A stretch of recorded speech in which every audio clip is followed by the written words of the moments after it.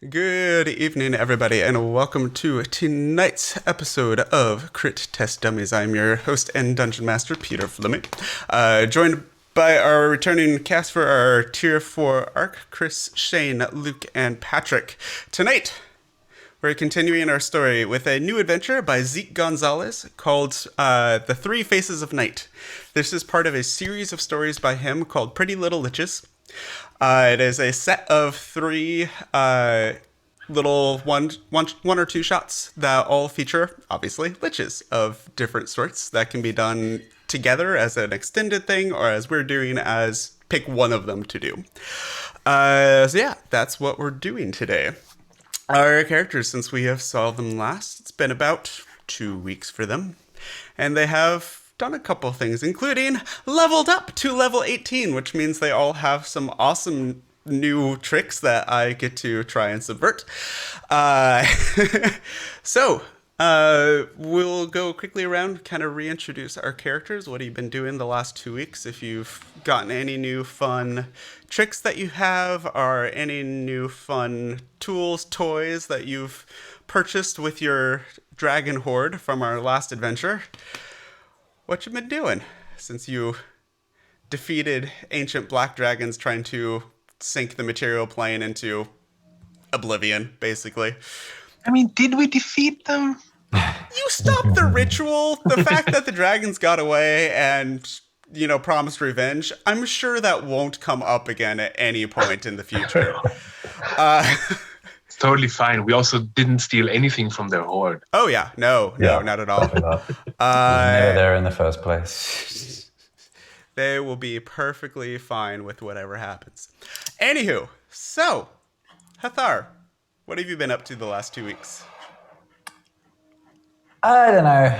It was a strange experience. So I went and spent about 3 days in a den of iniquity where one of my, if you didn't know, if you hadn't guessed already, I actually kind of a little bit mix in the shadows and go on a few illicit missions here and there. And someone kind of crept in behind me and mentioned an interesting job that then kept me busy another week, where we had to go and do some things I can't really mention.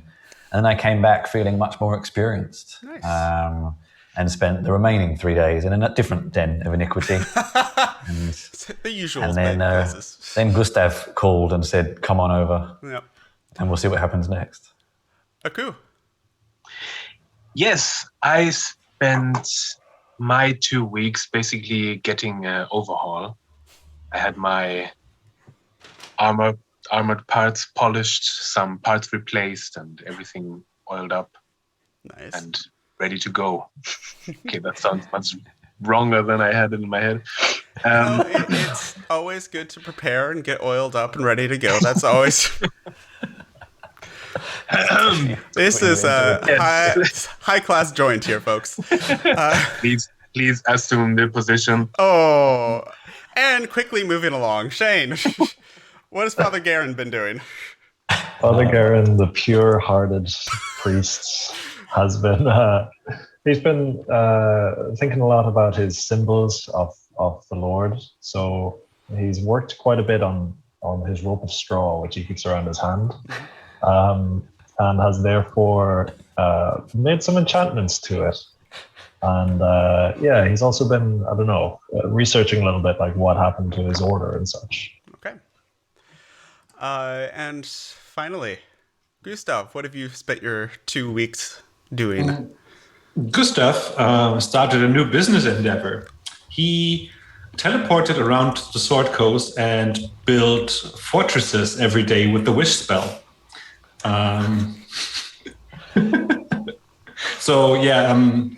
Those fortresses usually last a week. So every week he has to go back. He sort of like every day he goes to a different fortress. He wants to do a hotel business when he retires.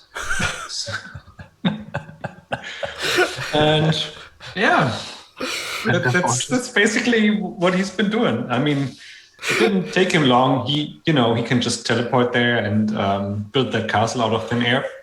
And then other than that, he's just checking out the new neighborhoods, scouting the best breakfast places, studying a bit of magic. He also knows how to do a few spells at will now.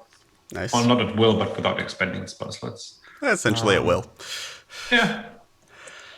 So, And then he eventually got bored and headed back and checked what Hathara was up to.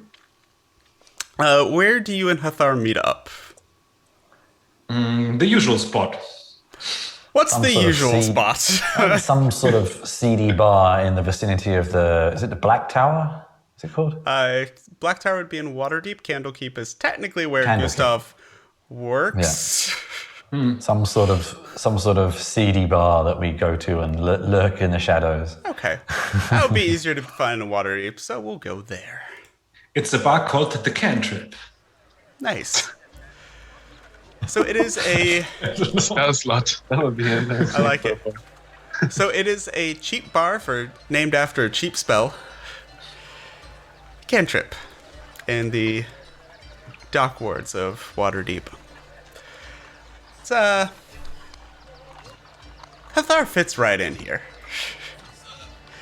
It's a lot of magical users that maybe are not tend to take on the more interesting jobs. As you are enjoying an afternoon beer in your favorite dive bar in Waterdeep, actually neither of you noticed because both of your passive perceptions are crap. It seems to be a normal day. Few folks in the bar here and there, minding their own business like most people do in the Cantrip. Hathar, you just feel a tap on your shoulder and a... I kind of peek out under my dark hood to catch an eye of who it is and was like, huh? What you find is standing there, looking a little out of place in this bar, is a drow with long silver hair tied back into a very tight braid going midway down their back, and loose-fitting, nice purple clothes with silver threading through it. Drow. Hathar and Gustav, I Happier assume. to see. Yeah. Like, huh. Ah, hi. Fellow Hi, Drow, how are you? I'm well. fellow friend of the darkness. I guess you can join us. We'll have two more. And he looks back at the barkeep and holds his hand up for 3. He sits down next to you, looks you both over, seemingly very patient for a moment. You both Are you two would related? No. Ah. You both would recognize some of the silver work has the emblems of Selune, who's the goddess of the moon. Just waits patiently for about another minute until the beers arrive. Passes one to each of you, keeps one for himself, or themselves. Was hoping I'd find you here. Your reputations precede you, and I have need of such as yourselves. Knowing the reputation of this place and of us, I guess you better start talking quickly. He just chuckles to himself. There's no need to be suspicious of me. Ah, that's usually what the suspicious ones say. Very true, and probably why you've survived this long. As you can probably tell, I work for the Church of Selune. We have had a theft recently. A masked person stolen an artifact, rather powerful one, known as the Tears of Selune.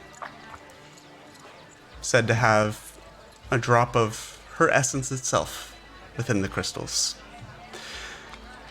Simply put, I want you to get them back. Okay. I guess we should ask the normal sorts of questions in this situation. Ask away. When? When did you yes. last see We it? have done this so often. I reach into my book and tear out a page. Here are all the questions. Yeah. Yeah. When, it's a few days ago, we've tracked the thief to a place known as the Twilight Peaks, which is why I thought of you, Master Hathar. It's a place known to our church. Many, many, many years ago, there was a cult of Shar that worked out of there. Tried to raise an avatar to Shar, you know, the usual business. We shut it down. But ever since, the entire range has been in perpetual twilight, perpetual gloom, and perpetual shadow. Sounds good.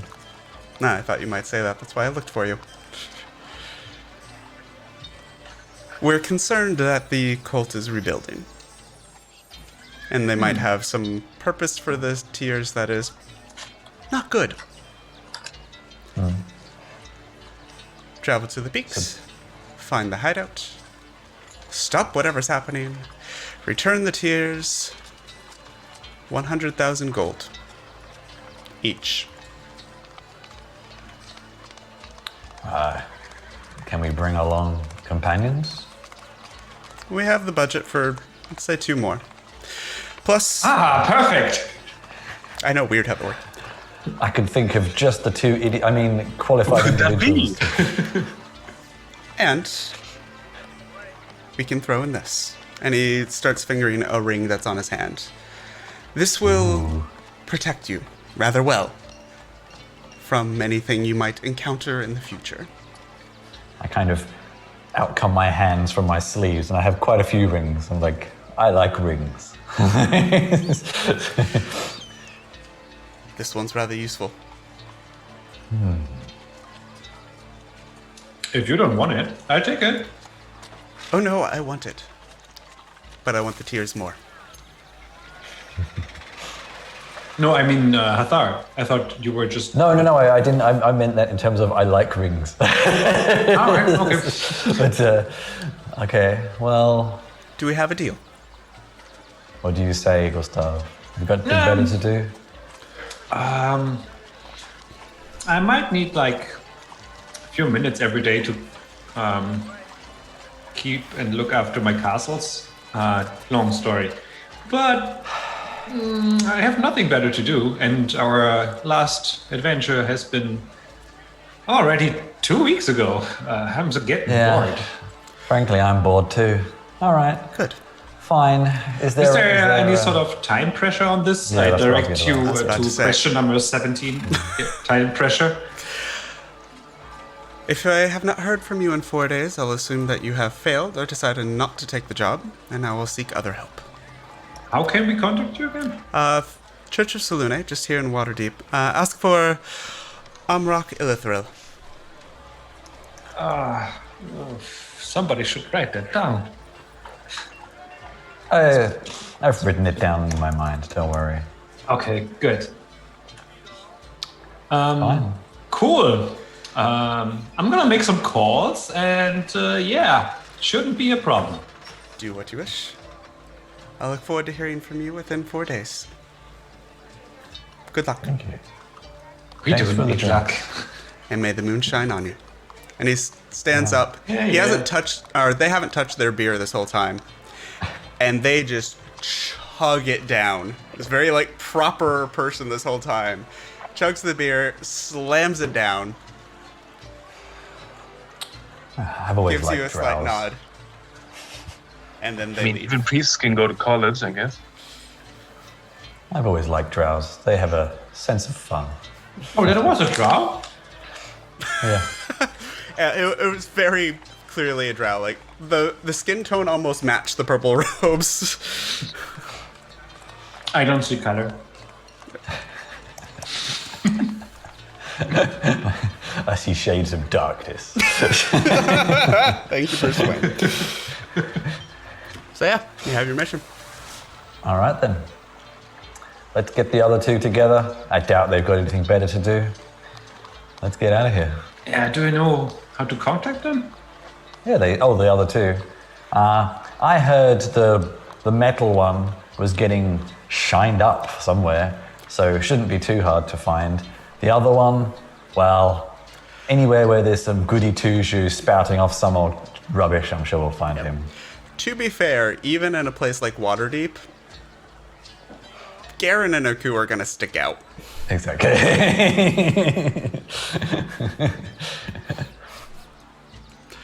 So without Gustav. too much work, the two of you managed to find Father Garen and Aku. Are you two together or are you separate? Aku and Father Garen? I would say since I'm kind of in debt to him / his bodyguard, I would say I'm with him. Okay. Except if he has anything against that.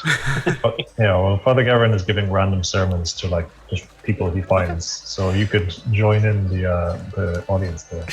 It does not take you Robots long. cannot roll their eyes. Yeah.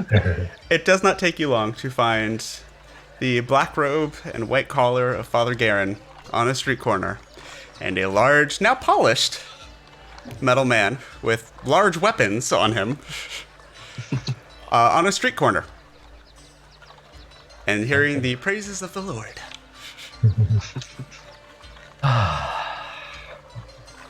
Hey, metal man. Oh, hello. Haven't seen you in a while. Yeah, we could do with someone like you. We've got an interesting job. Interested? There's money in it. I'm in. No bluesy. Yep. I've done this here for 2 weeks. My ears seem to be rusty again.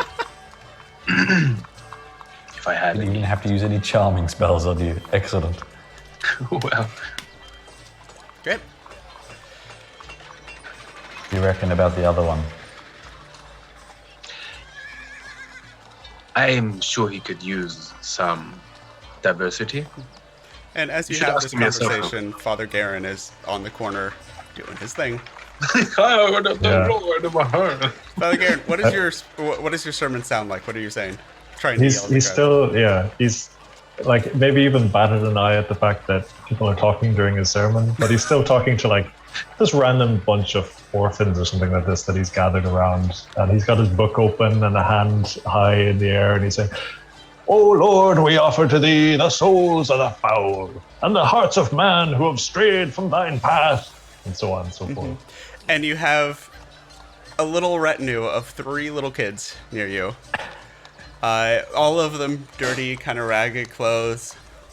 And 2 of them are just kind of looking at this strange man that's yelling on the street corner. And one of them, it has his hand up, like snot dripping from his nose. "The soul of the foul." You can't tell if he's enamored by you or mocking you. It's a fine line at that age. I think he's gonna optimistically assume that this is a new follower of the Lord, and once the sermon is closed, he like shuts his book with one giant hand and bends down towards the children and says, "Children of the Lord, you've done well and learned much on this day. Take with you the symbols of the Lord, this gold, for which you must use for righteousness in the world." He gives like 5 gold pieces to the kids. Okay. The one that was like mocking you just looks at the gold. Ah! And then they run off. He has Gustav. been corrupting the youth for 2 Not weeks. Gustav. Aku. You notice Yes. as they're running off, one of the ones that Father Garen did not hand gold to drops a gold piece as he's running away. Father Garen, if you could please mark off 7 more gold in addition to the 5 that you gave them. Nice. Okay. I pretend to ignore that. He eventually turns over towards Aku, and now Hathara says, "Another job well done. I think I really got through to those ones, actually." Of course, yeah. Hey, how about I've got a job for you. 7.5 grand in it. 7.5 grand. That's not well. If it's anything like the last job, I'd be looking for a little bit more. If you understand my meaning. It's about stopping an evil cult. Evil cults? Aye, I've had some problems with evil cults in the past. Which evil cult would this one be? Something trying to do something against the moon goddess. She's a good god. A good god. A false god. But if these are heathens fighting heathens, well, I suppose I can weigh in a little bit. Yeah, I think they were following Shah or some shit. All the same to me. There's a slight variance, I suppose. Being a little bit evil. Yeah. I don't have Hey, much I'll time join for in. them, but hey, there's money in it. And moon goddess. That's someone I wouldn't mind having in my favor. I'll join in. That's $7.5 grand. Yeah, 7.5? Can I do an insight check? I'm going to do it against passive insight. Hathar, can you do a deception check, please? Or what's your passive deception? Just 10 plus your deception modifier. Me, Yeah. plus my deception, Yeah. plus 11. Plus 11. Yeah, you have no idea. Yeah. 7.5 grand. That must be what they were offered.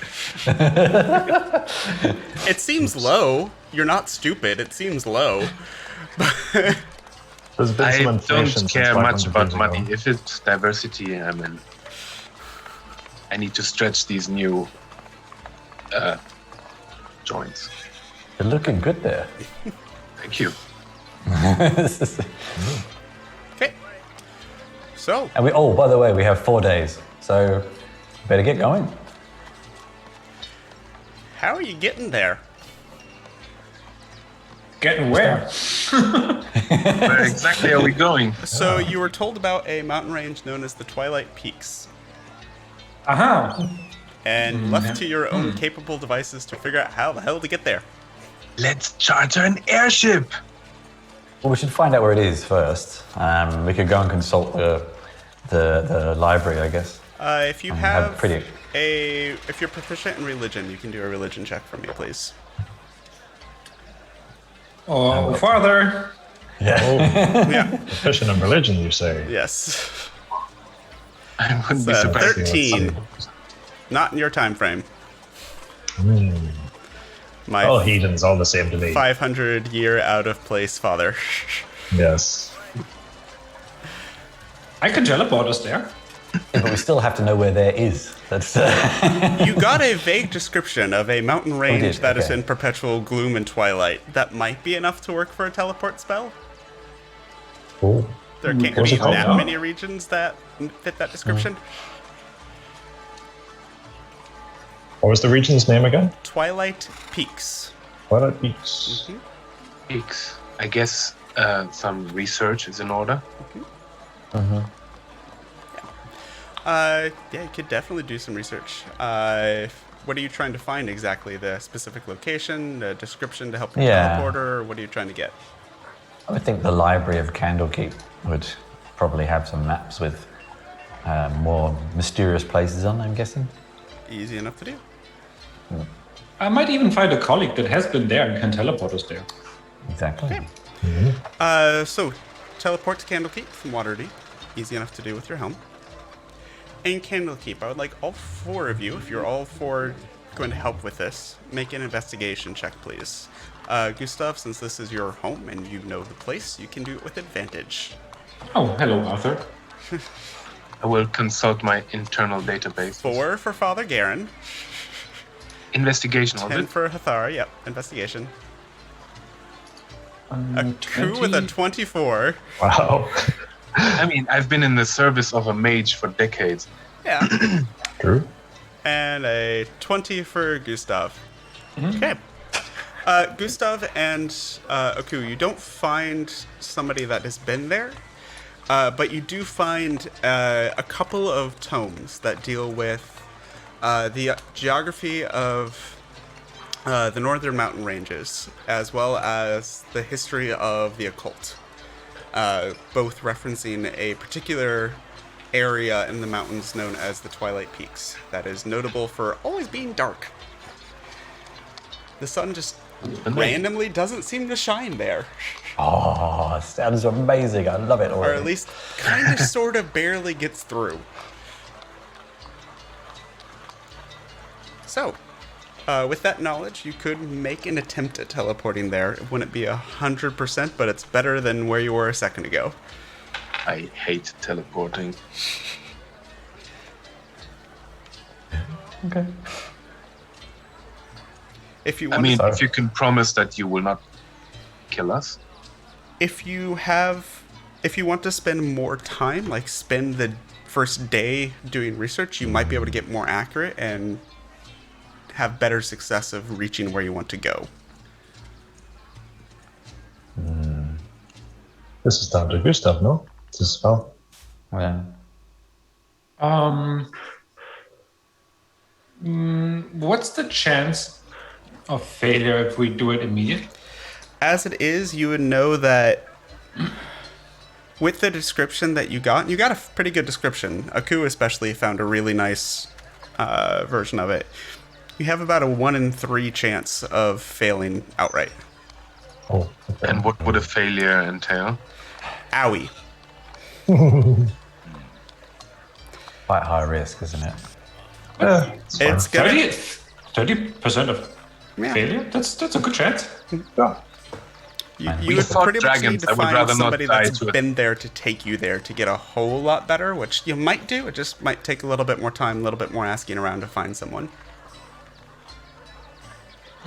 We can do that as well. I don't want to rush anything and get us off a bad start. So Well, we have.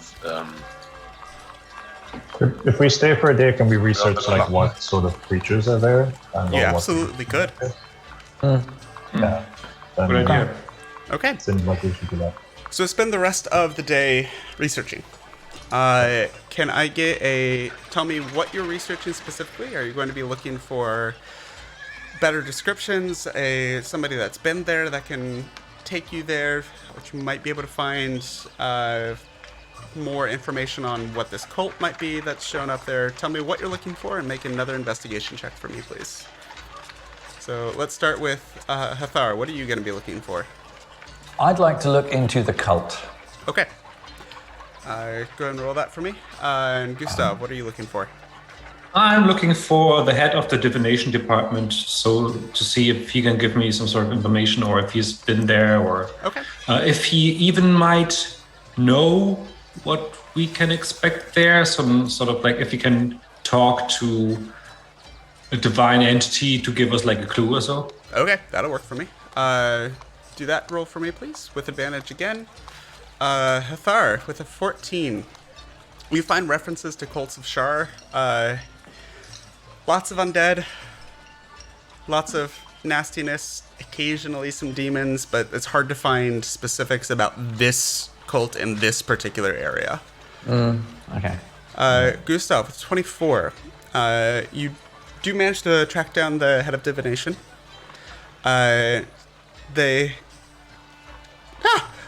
Gustav, so good to see you. Ah, Mortimer, Yes. it's a pleasure as always. Yes, it was such a pleasure when you turned my crystal ball into a fishbowl last time you were here. You gotta smoke up something, like you should have seen it coming. Anywho, was wondering if you could do me a little favor. We are currently a little busy, but we need some preparation time, and we need to cut that time a little short. Are you free by any chance? I buy you dinner someday. No, you won't, and we both know it. That's true. What do you need?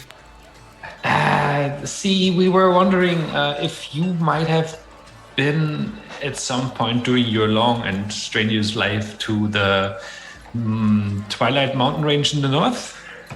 Was it Twilight Mountain Range? Twilight Peaks. Twilight Peaks in the north. Or if you... Why in the world would I go there? So you have heard of it. Of course, why would I go there, though? Adventure? I'll leave that to you. What do you need about them? What do you want to know?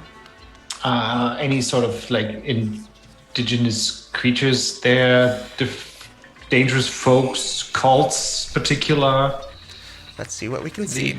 And he Or even better, Shush! could you locate? Shush! Could you locate Shush! something for and me? he takes out a crystal ball and is just already like, nope, you've asked your question. And he just kind of holds up his hand and takes out the crystal ball, puts his hands down on the table around it, stares into it for a moment. Still looks like I'm seeing something through a pond. Kind of, one hand slowly raises up and gives you the finger while he's looking.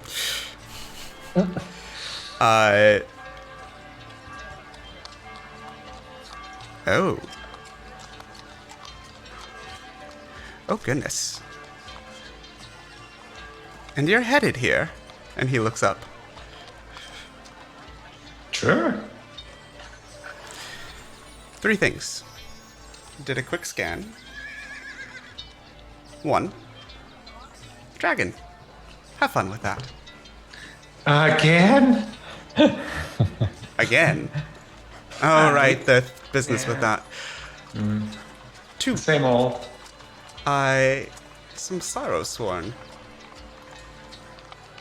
Creatures of the Shadowfell. Seriously, you need to study outside of your own realm on occasion. Sorry, I just fell asleep when you said the word study. Sorrows? And a castle of some sort. This looked rather interesting and busy. A castle, you say? I could always expand my business into the north. Yeah, good luck with that. Now, anything else that you need? Yes. Simple locate object spell. I tell him about the tier. The spell doesn't work like that, right? No, it's 1,000 feet. And he's like, unless it's within 1,000 feet, I can't help you with that. True, yes. I knew that. I'm sure you did. Yeah. Yeah, it's fine. Thank you. Always a pleasure. Yes. Yes, it is. That's a lie. Huh? Yes. Okay, Yes, I it knew is. As you're leaving, can you make a dexterity saving throw for me, please? Okay. Gonna throw a fireball at you or something? No. Oh, before you leave. 15. As you're leaving, your foot just kind of catches the edge of the door frame, and you just trip and you just hear behind you after you fall. Watch out for the loose floorboard, by the way. Thanks for telling me so early. Such a troller. And you just that kind guy. of hear this little muttering, and the door casts prestidigitation, or thaumaturgy, and the door just shuts behind you. Fucking Mortimer. But you have your information now of a couple of Yep. things that you might run into and expect to see. Yeah. So I assume we meet up and. Yeah. Real quickly, Aku and Garen still, what were you looking for? I was actually gonna say I would be looking into the creatures that would. Okay, go ahead and make an investigation for that. Garen, what are you looking into? I think he would be very interested in the cult angle as well. Okay, roll for Same that as, for me, please. same as Investigation. Savar. Strong 9. Yeah. 9 and an 8. The two of you, it's odd because the history books here, for the most part, deal with what part of your brain still considers the future because of the whole being 500 years out of date. And you keep getting distracted by, wait, this happened? And you don't really manage to find much relevant information through that. Some interesting things that have nothing to do with this quest, but that's it. Garen's in a fury every time he reads anything about, like, even mainstream religions. Yeah. Heathens taking over the world. What is this? The world madness? sure has changed. And you keep seeing references to, like, Pelor and Selune and the Sayanin pantheon, the Elvish pantheon, and the Sealy court, and like all these different pantheons and powerful gods, and none of them are called the Lord, and you have no idea what the hell happened. You don't know who the Lord would be, right? I mean, something must be giving him his power. So, that is, for the sake of time, we'll say that is the extent of the information that we find for that day. You meet up either that night or in the morning, your choice, to discuss what you found and plan from there. So, what did everybody find? I learned there's a lot of evil-ish, undead, dark things. Sounds like a kind of normal, relatively normal adventure. Sounds interesting. What about the rest of you? I learned quite a bit, actually. Enough to get us there. Met with my cohort, my colleague, Mortimer. He mentioned there are dragons and sorrowsworns afoot. Sorrowsworn? Yeah, some dark shadowfell. I've never encountered them, weirdly, but I think Hathar might have known them. Should we perhaps do a bit more research about those things specifically? Do I know anything about these? Hathar, you definitely would have heard of Sarasworn before. You might have even come across a few. They're not common in the material plane. They are native to the Shadowfell, which is a different plane of existence entirely. But they are essentially the embodiment of particular negative needs and emotions that weren't met, and kind of coalesced into these creatures that are permanently seeking something. Some of them are constantly hungry, some of them are constantly lonely, some of them are constantly wretched, some of them are... And they're pretty nasty in their attempts to try and fill this never-ending void. Yeah, they are interesting creatures indeed. And really we lonely, should definitely be wretched, careful sounds like around me. them. These guys are undead, are they? Of a sort. Of a sort. Interesting. I've searched through many books, and I've found that since my time of departure, the kings of the earth have set themselves, and the rulers too, to take counsel together against the Lord. Yeah. Chug. So what you doing? Hathar, can I see that ring real quick? Oh, sure. I haven't actually really looked at it in any great detail yet, but Yeah, I just want to know what I'm it is. thinking this might be useful against What- such creatures. I put it against the sun. No, that was a reward. That's a reward. He didn't give that to you. Reward. I thought we were given that No, already. that was a sweetening of the pot. Has anyone told Garen about what we're actually looking for? We're looking for. I give you the brief. We're looking for a tier of Selune. I assume you know what that is. Of course I do. It's everyone knows that, right? Good then. Good. Sounds like you know. Okay. Yeah, I do give a heads up that I do have locate objects, but I would need to compare it. Okay. So are we teleporting, or is there more discussion, things to be had first? I think we should walk there. Yeah, let's go to the teleportation rooms. Okay. Sure. Everyone got everything they need? I should have asked what kind of dragon there is. I'm Gee, guessing you seem black. to leave that dragon. information out. Weird. Yeah. Black. Seems reasonable. Well, I have unfinished business with those anyway. Okay. Does it really matter? They're all big and hurt. Okay. Are we all If in we tip-top must, shape? we should get it over with. Yeah. Oh, great. So as you teleport, and the permanent circle within Candlekeep kind of comes ablaze with the magical energy that Gustav is putting into it. There's almost that feeling of coming off the top of a roller coaster when it drops out from underneath you that all of you have. And I need Gustav to roll a D100, please. Probability of failure, 33.3%. D100, yeah? D100, yes. 39. 39. Okay.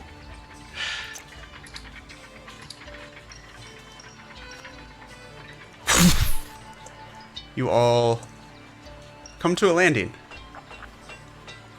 It's certainly dark. Meine Illusion. Yeah. I Nice. still have all my parts. Yeah, you all look around. Oh, wait, I don't have meine Illusion. Never mind. As you are in a mountain range of some sort.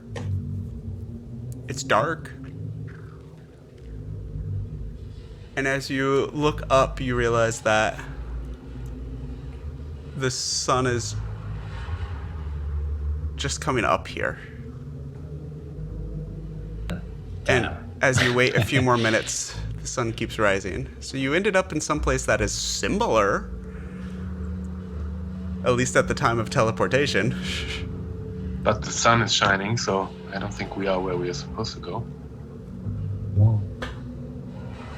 Well, It seems you have said gone. It didn't hurt you, but it seems you've gone off target. okay. Anyone have any way of figuring out where we might be? Good question. I do not. If you all take a moment, okay, with your passive perception, in your sense array, you notice the faint whiff of salt water. We appear to be near a sea. And with the fact that the sun, you take a few minutes looking around you and watching the shadows, you realize the sun is rising, which means that you have somehow ended up in some coastal mountains or something else far to the west of where you had started, instead of to the northeast. I relay that to the others. It appears we have gone a bit off target. This is a sea, not a mountain. Well, it's a mountain near a sea. Fine. What can we do about this, Gustav? We could travel, or I could teleport us again. Can always try again. We don't really know where we are, so I guess there's nothing to lose by trying again, is there? We've already lost one day, haven't we? No, I don't think so. You've spent one day few in hours. research. Oh, and yeah, research stuff. Yeah, for sure. Yeah.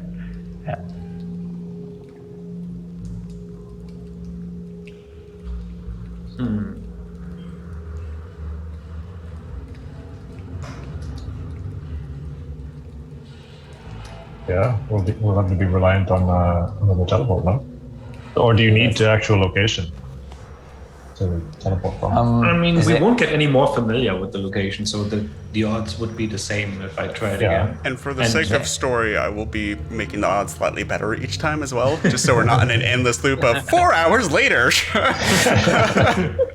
There's nothing else around. There's no one It's- around to ask where we are. Like, You know, Gustav, that this would probably eventually you'll get to the right point. It's just how many spells are you going to have to use to get there?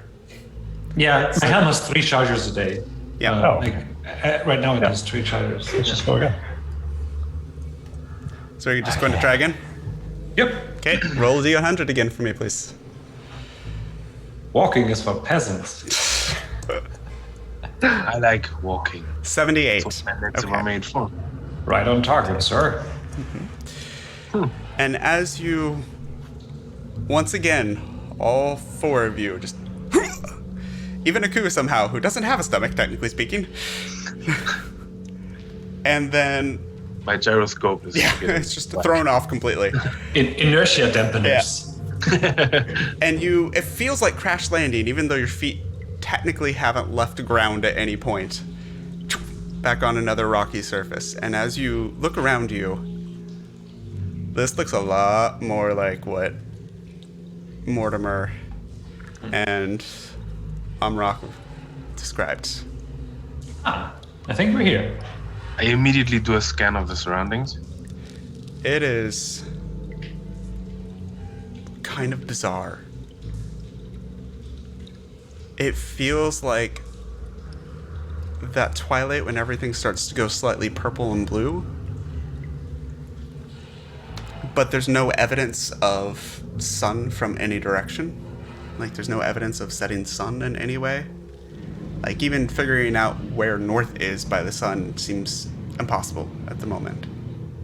Similarly, there doesn't appear to be any moon in the sky. It's just dark. I like this place.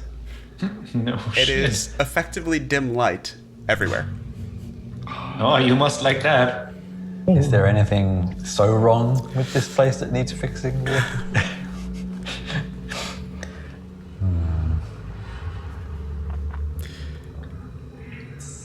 Can I get Is two of you to make survival checks, please?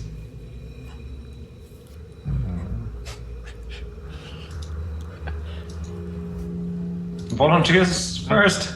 Okay, Aku and Garen, I want survival checks, please. I just accidentally closed roll 20 while trying to tab over. Okay, Press the wrong button. Give me a second. that happens. 10 for Aku. 19 for Garen. Ooh. Garen, so you're looking around in this kind of rocky area. You feel like you see a couple of footprints that look like boots heading further into the mountains. I have really good eyes, so I can see up to 1 mile away with no difficulty, and even through dim light. Doesn't Okay. give me disadvantage. Good to know. Nice. You're in a mountain range, so you have stuff blocking you much closer No, than I a mean, mile, just- but good to know. Garen sort of bends down and he's sort of pawing a little bit at the dirt, and he walks in the direction that the trail is following, and then turns around and seems like he's going to say something about the trail, but then suddenly puts his hand on his head and screams, "Oh God, I've forgotten Robert!" And in my mind, Robert somewhere is at a stables, eating away at a. Can summon him. Robert the Pegasus is there. There's this moment where the telepathic connection, even at this distance, there pings that the master is in trouble.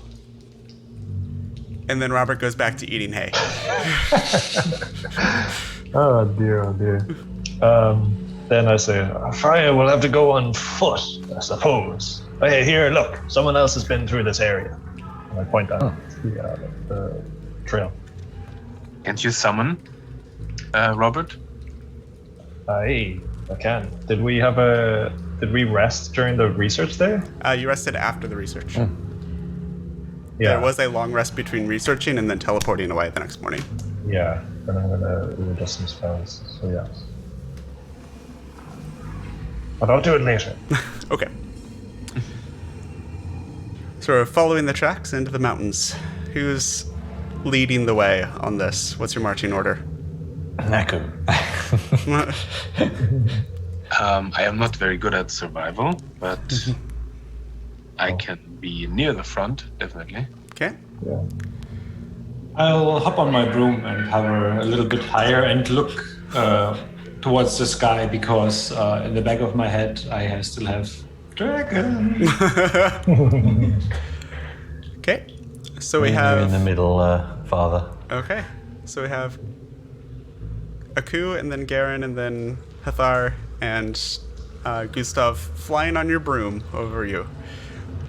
Okay. Aku, since you're in the lead on this, can I get you to roll a d6 for me, please?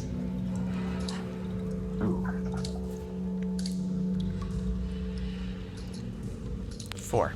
Okay. So you're traveling along and you find these footsteps aren't hard to follow. And as you're looking at them, you realize that there's appears to be actual multiple sets of footprints. Like, this is a relatively common path that's traveled here. Since you're Following our own footprints. Since you're also in the lead, can you do a perception check for me, please? Look, more hidden footprints. More hidden footprints. 23. 23. Man, you can't be surprised. As you are walking, you swear you hear just some rocks coming down a ledge, like something was just recently disturbed. Just around the next corner.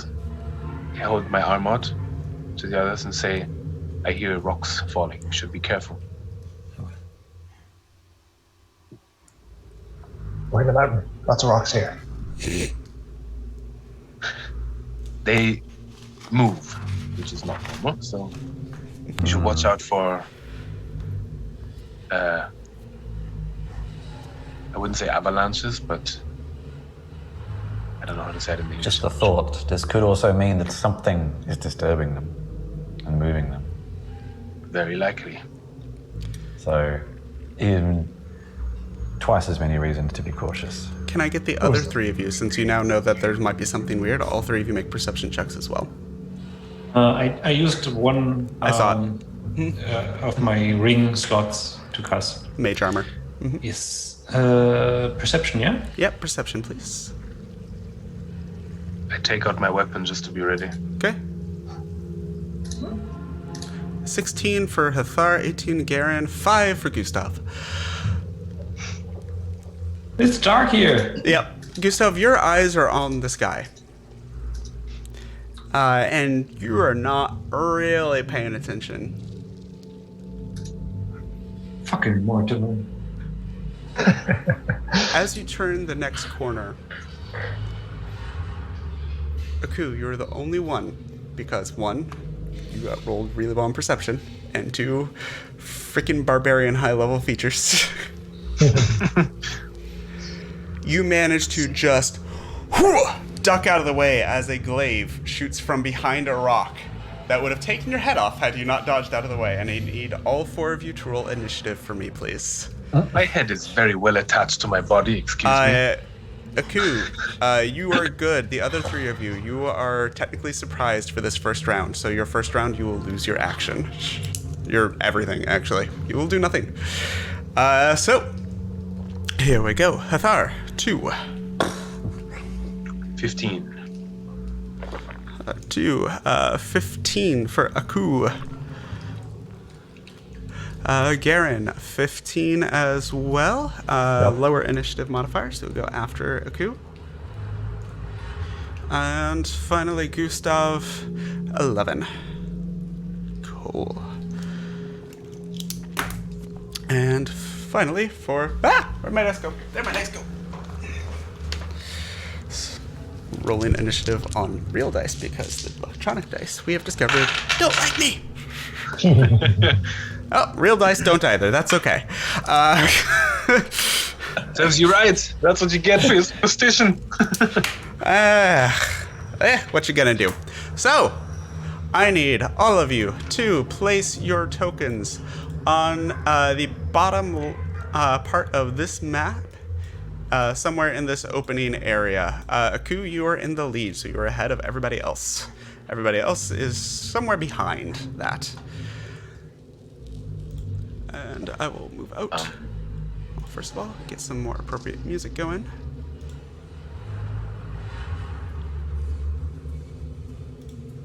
Where would I be?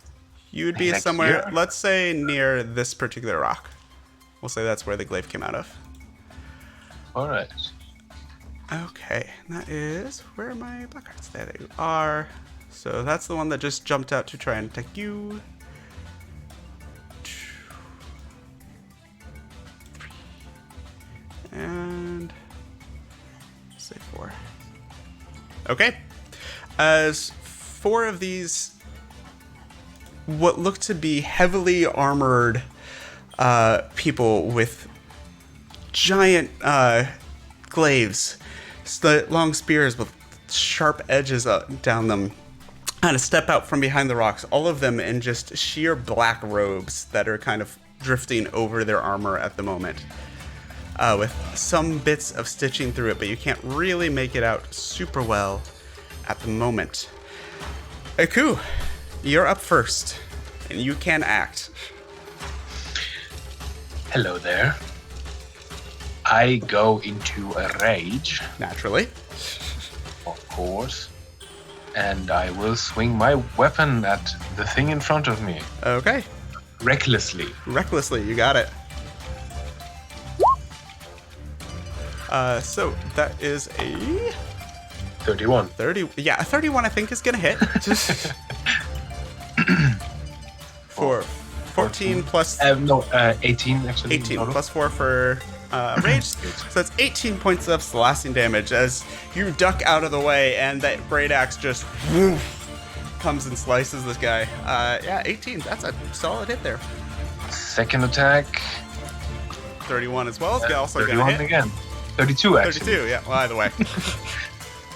11 plus 4, 15. 15. Not bad. 33 damage in one go. Yeah. And that brings us to Garen, who is surprised. Gustav, who is surprised. And then to our blackguards. So, this one in the back is going to run up to you, Aku, because you are the clearest threat at the moment. And is going to... you see this kind of light shoot down his glaive as he reaches back and swings it at you. And that's going to be a... With advantage. with advantage, thank you. Nope, that's 16. 6 and a 9. Misses. Second one, the one that's there, similar light shoots down his glaive as he swings at you with advantage. That is slightly better. That's a 24. I will use one of the shields from my ring. Oh, using one of the shields already. Okay, so your AC jumps from 5 per turn. As he swings, it just ting off of that and doesn't do anything. This one, seeing his mates kind of taking you, is gonna run up to Father Garen. Again, light shooting down the glaive as he takes a swing at you. And that's a 2, so that's crap. Again, these digital dice do not like me. That's a... out of 5 rolls so far, one of them has been above 10. And then the last one is going to see Gustav in the sky and take out a short bow. That is going to be a 19 to hit. Nope, I cast shield. Shield as well. As you're looking in the sky and you hear this commotion below you, and you see this arrow coming flying straight towards you. And just, so that will end their turns. Hathar, surprise round, loses a turn. Aku. I will attack the same one again. Got it. Recklessly. That's a 29 hit. That'll hit. Ooh, 23 damage. Woo-hoo-hoo. Yeah. And if he's still standing, He is very much still standing. I shall endeavor to change that. 28. 28 will hit again for 16 16. more damage. Yep, he's still standing. You get the sense that these are fairly hardy fighters. They're not Alright. effective offensively so far, but they can take a hit at least. All right. Is that it?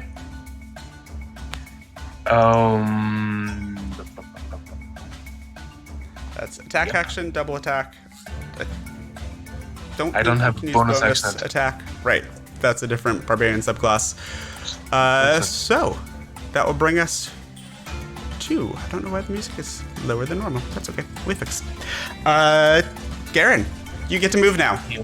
Any movement. Hooray, movement.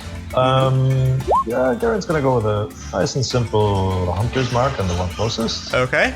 and is just going to take some swings. Okay. Brandishing his silver sword. Swing away. 15 will miss. 32 will hit. Nice. Let's see. Yep, that is 17, and then Okay. plus 5. 17 So plus amazing. 5 for Hunter's Mark. You got it. So that is 22 total? Yeah. Yep. Okay, as you hit him, and he does well. You see kind of the light that was going down the glade flicker for a second, and then he refocuses on you and flares back up again. Aku, the one that you hit, the light kind of went away on the one that on his glade. Seems to have broken something. Move. Oh, bonus sorry, action. I didn't catch that. So the ones that have yellow dots, their weapons are lit up at the moment. The one that you hit, the weapon went out. So that brings us to Gustav, who is muted. Ah, yes. I'll slap the one close to the father. Shield touch. The chill touch. Okay. Chillax, bro. 22 will hit for 21 necrotic damage. High level cantrips. Whew. And that is it's just enough on that.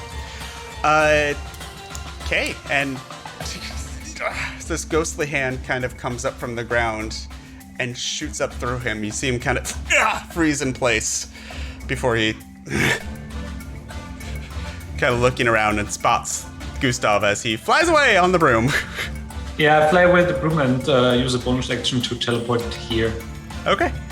And that will bring us to the blackguards. What is the range on that particular lovely little spell? 16. Shield goes away at the start of my Your next turn. next turn, correct. Do I still have it? So you would still... no, because your that turn was- started. So Right, that okay. dropped the shield. All right. Yeah, it's until your next turn. So your turn started, the shield dropped. Alright, got it. First of all, the one that's engaged with Garen just kind of looks up. You're still flying on your broom, correct, Gustav? Yes. How high up are you? 30 feet. 30 feet? Beautiful.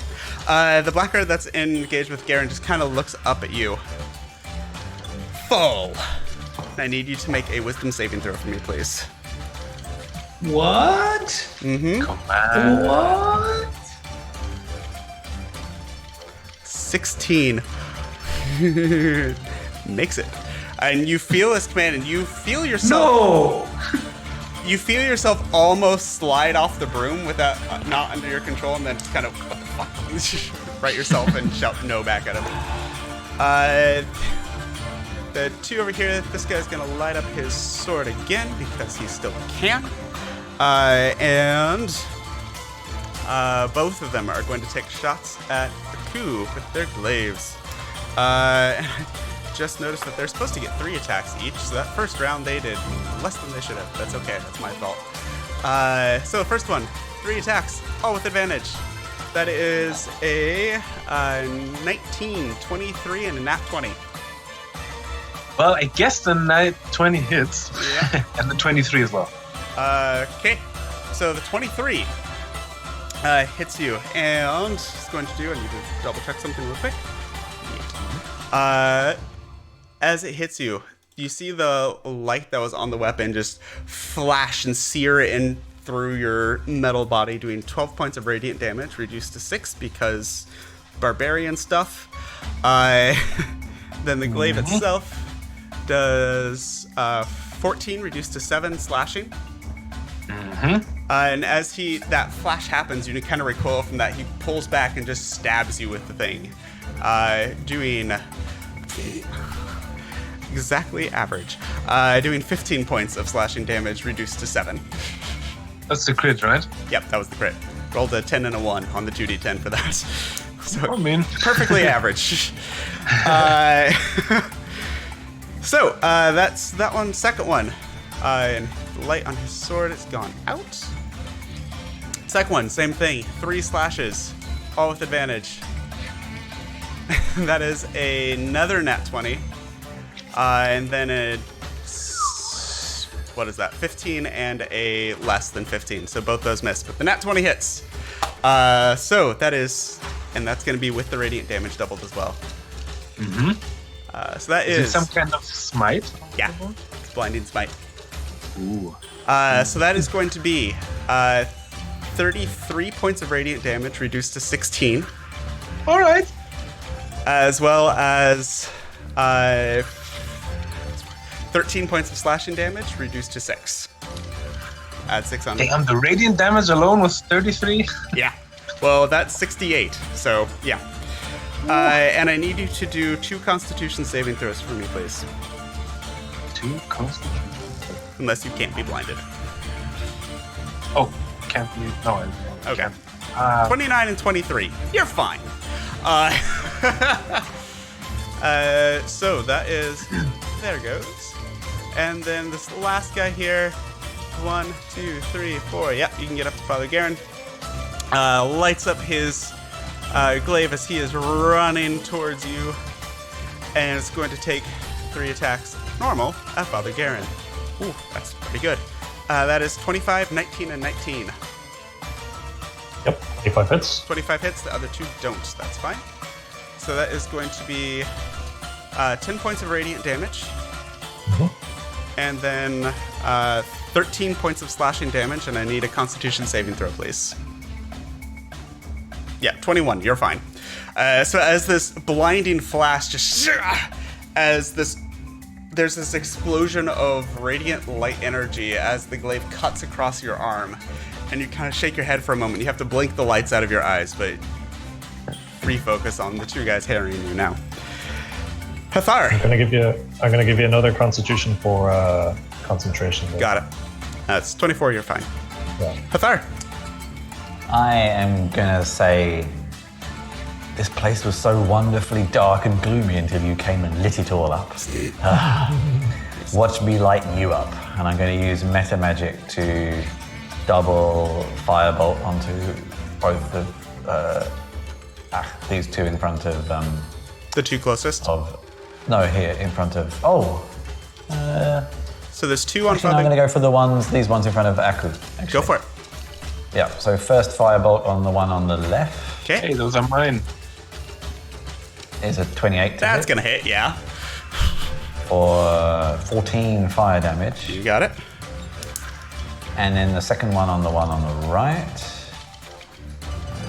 27 to hit That's going to hit. for 25 fire damage. Ooh, yeah. And then with my bonus action, I just step into the darkness and appear all the way over here. Okay. Yes, now I'll scroll for the people watching at home. Oh, yes, way up here. Over here now. Also had to move my thing up here. Nice. I can come a bit closer if you like. No, that's fine. It's just funny. Haku.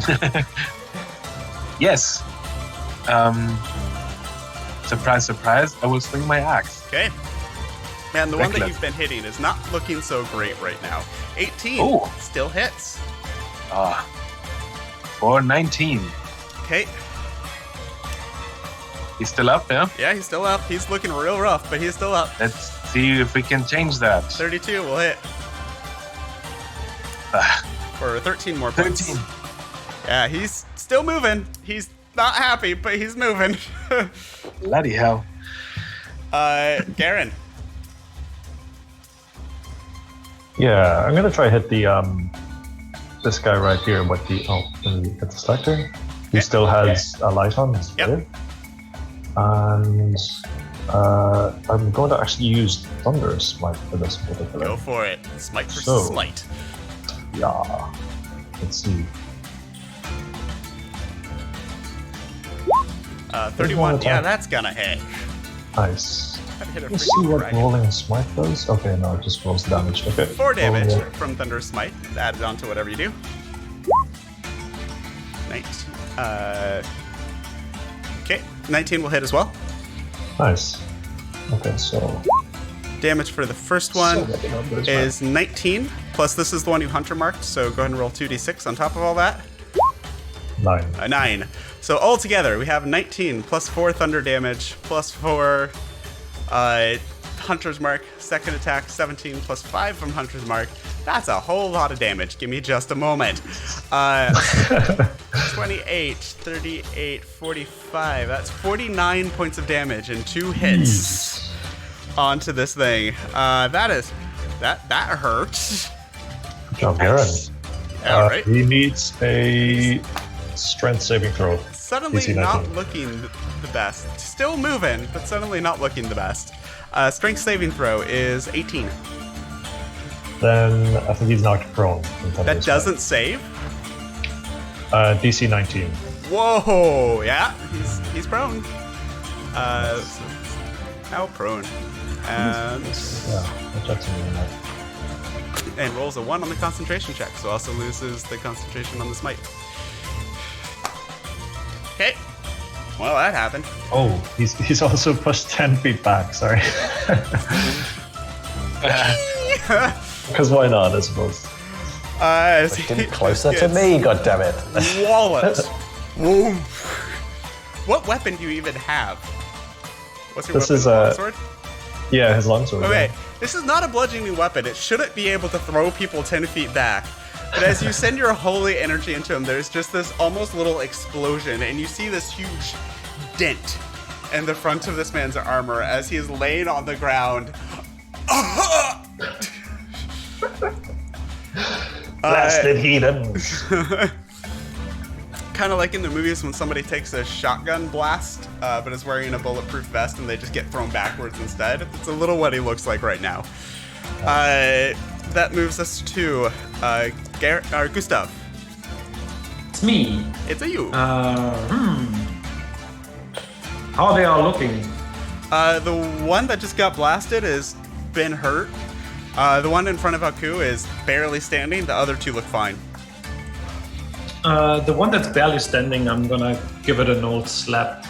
Okay. Chill touch away. What is the range on chill touch? 120. Jesus. Okay. So you have a 120-foot cantrip that does almost 30 damage. Okay. Yeah, 23 is going to hit, 27 necrotic damage. And the one that was just barely standing in front of Aku, he looks like he's about to say something, and you just hear as this ghostly skeletal hand comes out of his mouth, and he just drops down to the ground. What you were saying? Hathar, where did you go? You can't see him. He's on the other side of a rise in the mountain right now. He's gone as far as you three know. Okay. Is it possible to move away, like farther? Sure, we just need to keep track of how far away you are. So how far away It's like 120 feet away from Father Garrett. 120 feet away from Father Garen, you got it. So you're currently 45 feet away. So that 45, would be another 50. 75 feet. 75 feet, yeah. 75 That's okay. feet, you got it. I will mark that Yeah, for that's you. possible. Uh-huh. So, I might start doing the same, so sorry, yeah. The spellcasters. yeah. Come on, roll 20. Give me... Okay, fine, I'll do it this way. 75 feet away. 6 seconds. Okay. That's not where I wanted that to go, but that's fine.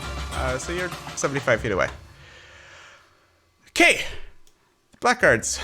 It's one of them goes down, the other three just kind of... For Revelia! And they just... all three together as they swarm. And the one that is on Yuku, the sword lights up again, but it's a slightly red instead of yellow one this time. As he just takes 3 big old swings at you with advantage because... Firework. God. Fucking... So 6 rolls. 3 of them are 1s. Hey, can I just remind you that you already rolled 2 20s against me? Don't Well, complain. it's getting balanced now. So the first first one misses somehow. 2 1s. Who'd have guessed? Second one. Once on one phone. The second one is a 26. I'm assuming that's gonna hit unless you shield again. I will shield. Yes. Okay, so that gets deflected in the last one. I rolled a 5 and a 1, so nope.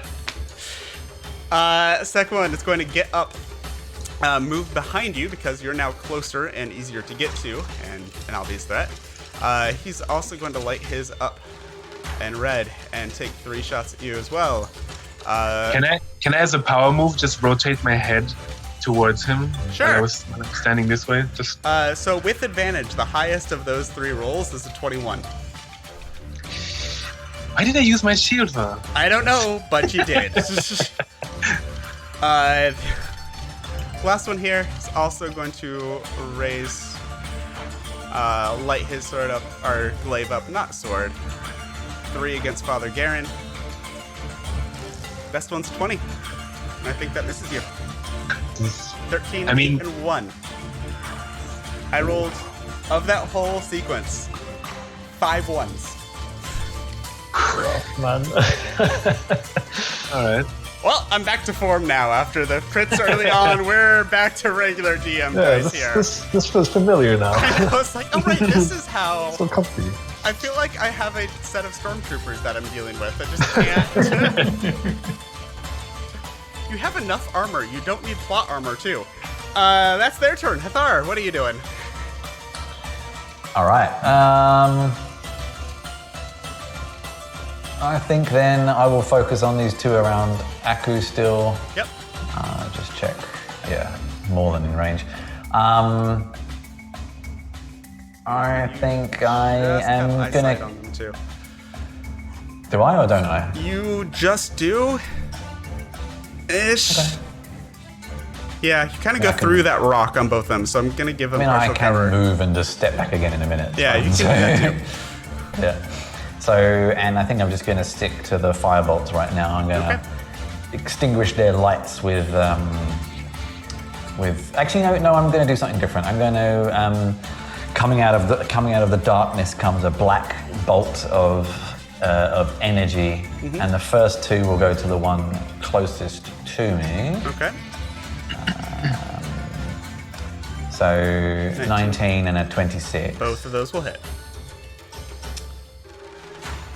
Hello? Wakey, roll 20. No? Okay, roll 20 is falling asleep. So I will roll the damage. 3. Okay. And 8. Ugh. 11 damage for the 11 one damage for those closest 2? to me. Okay. And I have 4, so hang on. And then the other 2 for the one for the other side of Aku. Okay. 30 and a 14. 30 and a 14. 30 will hit, the 14 won't. 9 points of damage. 9, what is the damage? 9... Force. Force damage, that's it, yes. You Black just force of let energy loose a envelopes series of Eldritch Blast. The first 2 catch the one on one side of Aku. The next 2, you will go a little wide with one shot as you're trying to not hit Aku in the middle of all this, but the other one connects fairly well in the chest of this guy. And that's going to trigger con saves for both of those 2. It's 2 from the first one because that's how I'm rolling. And loses the concentration on the Brandon Spike. They can't hit shit. I mean, I almost killed my group yesterday because I couldn't roll lower than a 15. But it goes in the other direction so this as well. is the opposite problem, Luke. This is the opposite problem. Like, this is meant to be at least something of a challenge to drain some resources, something, maybe. Anyways, that will go back to Aku, speaking of. I will start swinging at the guy who still has a lit up sword. Okay. I shall hit you with recklessness. Yeah, that's the first one's a crit. Critical hit. Go ahead and do damage for that one first. How does it work? I get 3 extra damage dice, So right? it's going to be 5d12. 5, 12. 28. 28. Okay, plus 8 from your strength and plus 3 great axe. So that's going to be Plus 9 because I have plus 5 on my strength. Right. 4 from. Oh no, It's 5 plus from my 3 strength, great 3 axe. from my great axe, Uh-huh. and another 4 from my rage. And I was about to get to that one. So it's 8 plus 4, so adding 12 on top of that, so that's 40 damage with that hit. He is not looking great, but he's still up. And then I will endeavor to do something about that. 19. 26. 26 will hit. Well, 19 as well, doesn't it? Yeah. Either one. For 24 damage. That's going to be enough. And you just hack into this guy. Poor guys can't hit anything. Take a few hits. Okay. Garen. Yeah, seeing this guy next to me, I'm going to start turning my attention towards him. Okay. So, and I'll be using a divine smite. Okay. Call it before you roll in the future, please, but that's fine. 21 and 18 are both going to hit. Divine Smite, I think, can be used after a hit. Oh, sorry, I was thinking Yeah. the spell smites, not divine smite. Yeah, the other ones, yeah, before Yep. the divine smite, yeah. So that is 17, 14 plus 2d6 from your... No, this is not the Hunter's Mark guy. Hunter's Mark guy just died. Then as a bonus, yeah, I can just reassign it. Okay. So, okay, there's Hunter's Mark, and Okay. there is divine smite. Oh, Three. wait, Okay. sorry, That's one an more. extra 10 damage on top. An extra 17 damage on top. Okay. Nice. 17 plus 17, 34 plus 14, 44, 48. He has not been hit yet, so he's still up, but that hurt. Nice. Okay. Gustav, unless you want to move. That's me. Okay. Gustav, go for it. Same procedure. I don't see why do something different. Okay. And who are you attacking with that? The closest one. Okay. Next to Father Garen. Okay. 15 will miss. Yeah, I think so. Oh, first miss! Have you ever missed with them yet? No. Rolled a 4. Hey, you can roll below 10!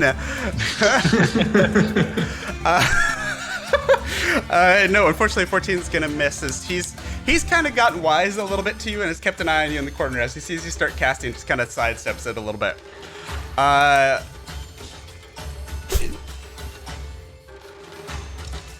That's it? Uh-huh, and he looks at you. Kind of smiles. And you see him muttering under his breath, and kind of wave his hand a little bit. And your broom just starts to shake. And just starts falling out of the sky. My broom. Yes, he's targeting your broom with Dispel Magic. Does that work? It only lasts for 10 minutes, I think. It doesn't do it permanently. It'll work for now. Can I still, I'm still holding the broom, right? Mm-hmm. I cast Featherfall as a reaction. Yeah, you can cast Featherfall as a reaction, but the broom just kind of, either with you holding it or you falling behind the broom, just kind of... Aw, come on. Kind of curses under his breath, but...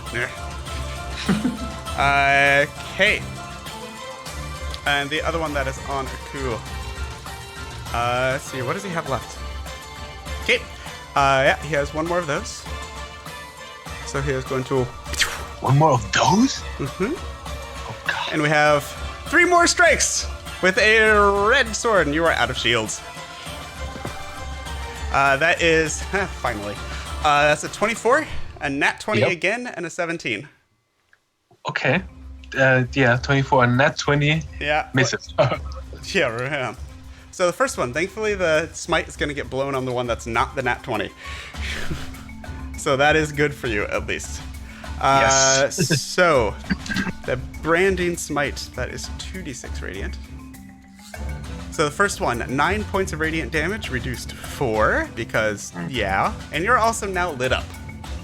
So the area around you is regular light right now. Alright, that's nice. It also means that Hathor can't teleport near you. And That's alright. And 12 points of slashing damage, reduced to 6. The second hit is 18 points of slashing damage reduced to 9. All right. So he just kind of smiles. Time to die, Metal Man. I laugh at him. All right. And that's the two of them. Hathar, it's your turn. You notice, Hathar, that there is a little kobold hiding behind this rock here that is not engaging and seems to just be hanging back to wait to see how things play out. Interesting. In that case, I will first focus again on maybe on this one next to Father Garrett this time. Okay. You can't and- see them Oh yeah, good point. Oh, fine. by any stretch of the imagination. I'll just come here instead. There we go. This one on Aku then. Fine. Okay, that one you can do. And I will light him up again. Let's fight light with light. Okay, With another firebolt. go for it. Ugh, Firebolt, 14 to hit. 14 is going to miss. Embarrassing. And for my bonus action, then I will shadow step next to the kobold. And be like, hey. What are you doing here, little one? You'll have to wait to find out. Stay tuned. Find out what happens. It's not his turn. He just immediately, and that's about all you get out of that. Okay. That is.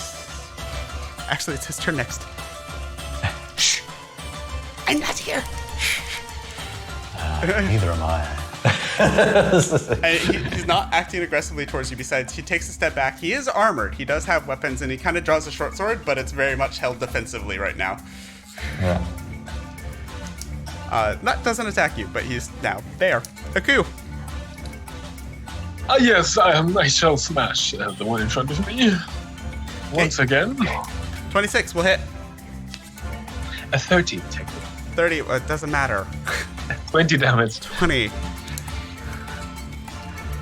And 31. 31 will hit. 14 14 more damage. Yep. You are just hacking away at this guy. He hasn't really been touched yet until now. And he's I starting tell to look him, hurt. I like your style. Let's try. Who drops first? That will bring us to Garen. Garen, feeling pretty confident about this guy in front of him, takes a moment of respite, looks around, sees Aku going a bit wild on this other guy.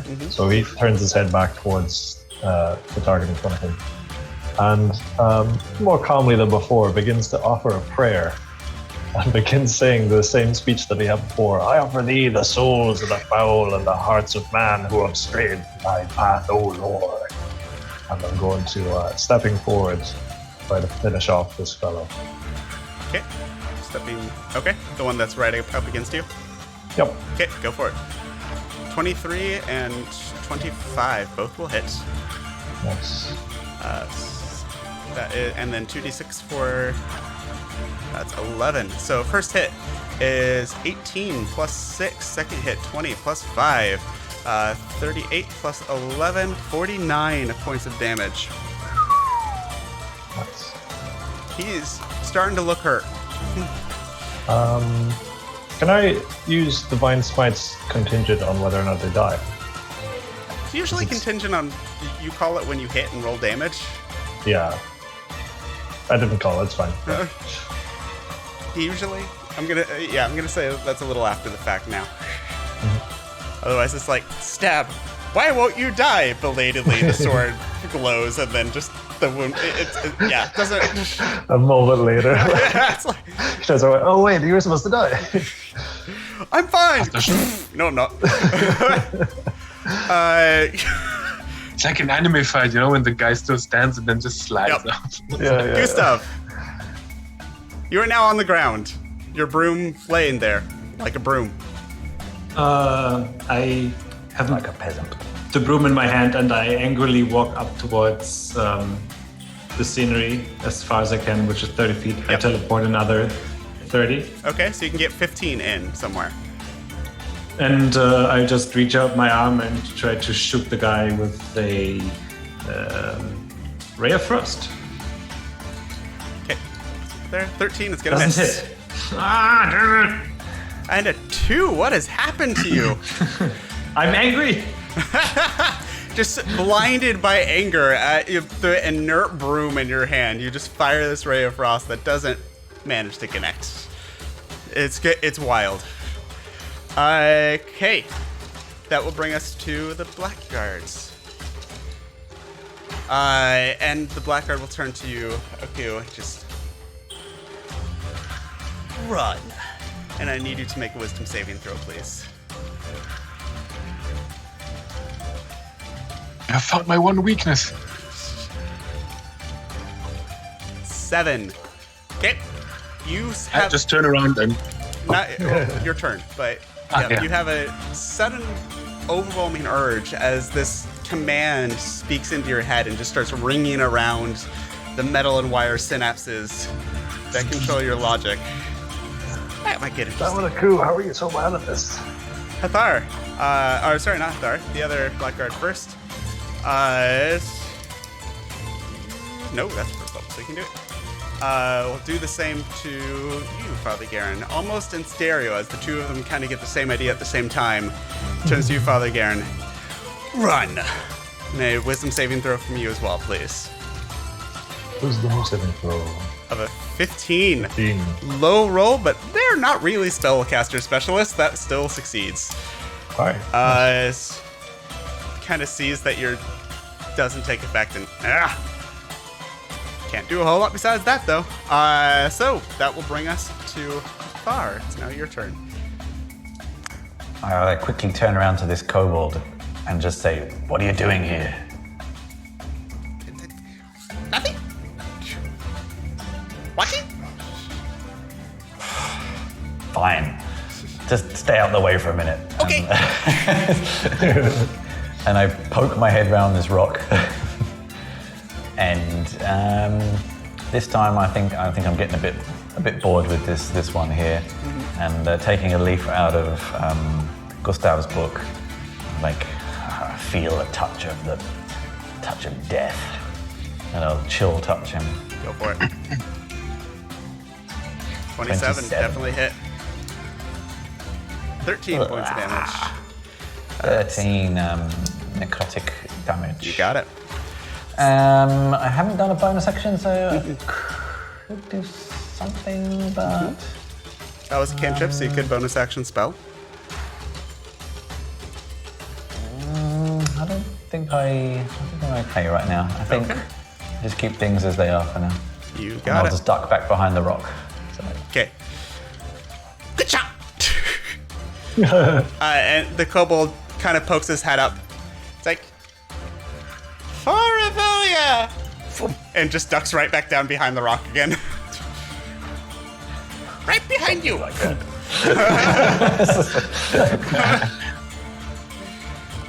Aku, your turn. I'm gonna run. Yep, you take your movement and action to run as far away from this guy as you can. As you run, he will get an attack of opportunity on you. Mm-hmm. I'm not reckless anymore, am I? either extreme. That was another net 20. So that is not great roll though. So that's 9 reduced to 4 points of slashing damage as you run away. All right. 80 feet put me out of the range of the map, so I'll just put myself outside of the battle map, or just put myself on the edge here on the right. Yep. Just assume 10, I'm 15, 20, 25, 30, 35, 40, 45. You're about 40 feet outside the map right now. But the spell ends now, right? Yep, At the end of my it turn? ends, but you have nothing left to do this turn. You use your action to run. Shit happens. That will bring us to Garen. You do not run. He's shaking his head. This robot. Yeah, you hear this robot run past you. Error. Nice. Yeah, I'm gonna once again try to finish off the guy in front of me. 32 hits, 17 does not. Let's see. I'm gonna take a risk. I'm just gonna attack with Okay. normal stuff. 20 plus 3, 23 points. He's still up. No! He's looking hurt, but he's still up. That's 18 plus 3, no? Yeah, that's what I did. Didn't I? Oh. I thought you said 20 plus 3. 21 damage? Yeah. 18 plus 3. Yeah, 21. You're right. Thank you for being honest. Yeah, he's definitely still up then, because that's 2 less damage. Okay. Alas. Anything else? No. Okay. So we move on to Gustav.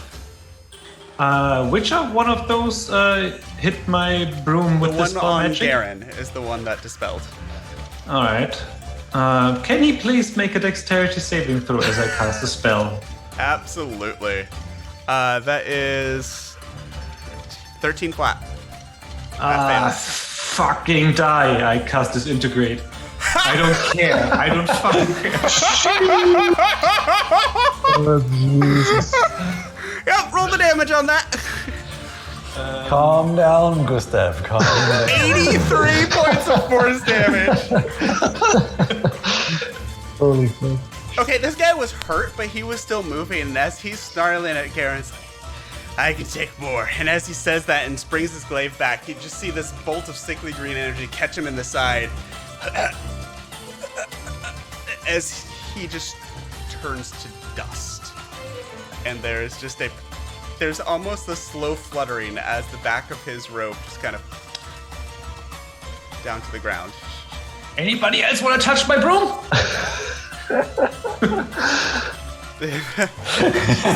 My name is Gustav. Even if he had saved, that wouldn't have helped. Okay.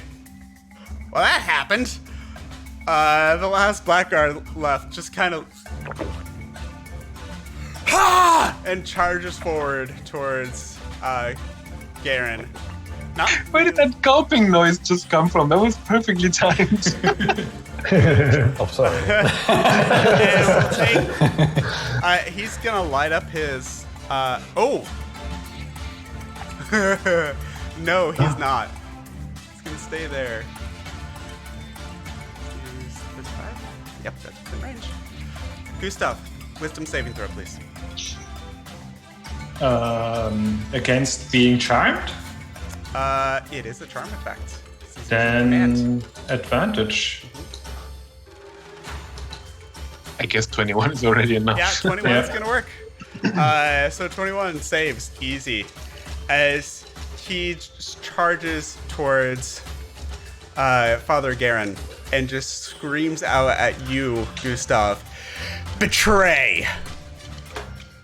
But you're able to shake it off.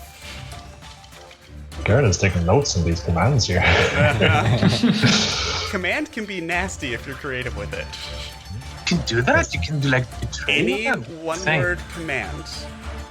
So you can't tell the person how to betray, like you can't direct. It's not a taking over, it's not like an incubus would do. Can you just say the word suicide then? No, because you can't force them to hurt themselves. Alright. Like you can't be like jump when they're on top of a tower. It doesn't work that way.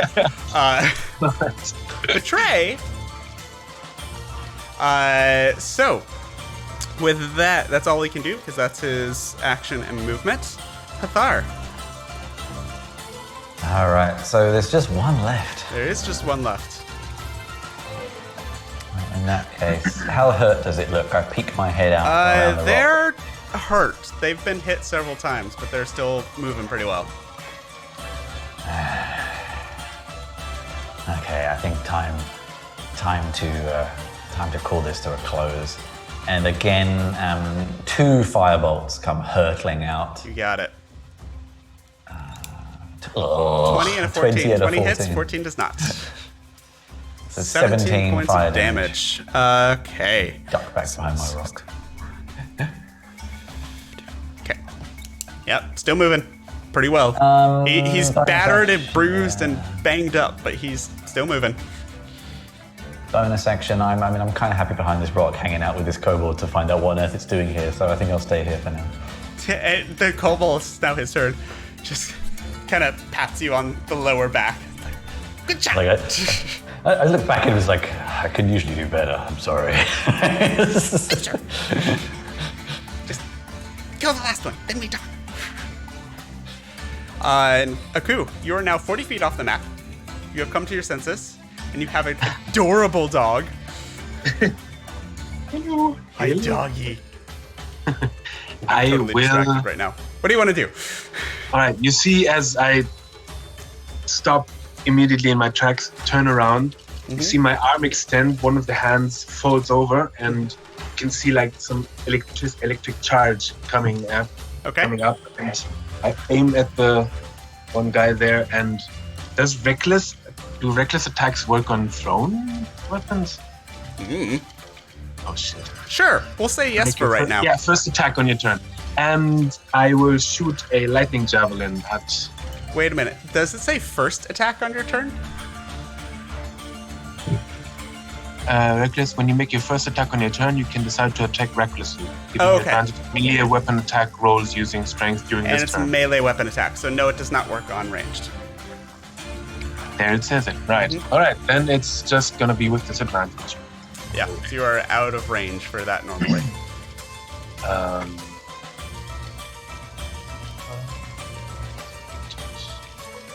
13 is gonna miss. As Father Garen, you see this blackguard come charging at you. There is a streak of lightning that just misses behind this guard. It crashes into the rock to the left of you, and there's this big scorch mark that shows up on the rocks there. I can pick those back up, right? The javelins? We'll discuss that later. I forget. I'll try to do another one. I think I still have 2 attacks, right? Yeah, Even if that's the second attack action. You can do another one. 14, also gonna miss. Wow. One more point. That's how useful I am without recklessness. Oh, welcome to my life. Yeah, so as you just charge and throw 2 of these lightning javelins, they both miss as the blackguard's running at full speed across this and crash into the rocks behind him. Are you moving or staying put? I will move, my full movement. Okay, 40 feet will get you to where you're actually on the map right now. All right. Cool. And I would ask if I can go to the toilet real quick. Yeah, we're going to take a break here in about 10 minutes, as soon as this is over. I can hold it down. Okay. Garen. Don't worry, Aku, I've got you covered. I'll very quickly attack. Okay. It's an 18 and a 30. Both are going to hit. Nice. Damage. 2d6 plus 8. That is 23 plus, that's 32. 26 plus 15 is 31. Oh, no. 33 plus 8, 41. Oh, nice. So 41, you were doing a crap ton of damage in one turn. They have a lot of HP though. He's still up, but he's now, instead of charging on the glaive, he's like got the butt of the glaive in the ground, is like trying to catch his breath as you are just slicing him to ribbons with the long sword. Sorry, Aku. And that will bring us to Gustav. I'll walk up to him and raise my arm and I say, surrender. That's it. I don't cast anything. Okay, that's like, is that command? It's a verbal command. It has no magic to it, but yeah. Make an intimidation check, sure, why not? Yeah, I sort of like disintegrated his friend. This is true. That makes it possible. The same finger that disintegrated your friend. 14. Uh, You do get his attention. It is now their turn, so the blackguard is going to step over to you. Kind of judging. This is the biggest threat, but it's definitely now a matter of I'm going to fucking take one of you down with me. And takes 3 attacks with his glaive on you. That is going to be a 10, a 17, and a 22. the 22 just hits. 22 just hits. Jesus. If I cast shield, obviously. Oh, if you cash it right. Of course, yeah. Yeah. So the 22 hits for 14 points of slashing damage. You are weak. And that will be the end of its turn.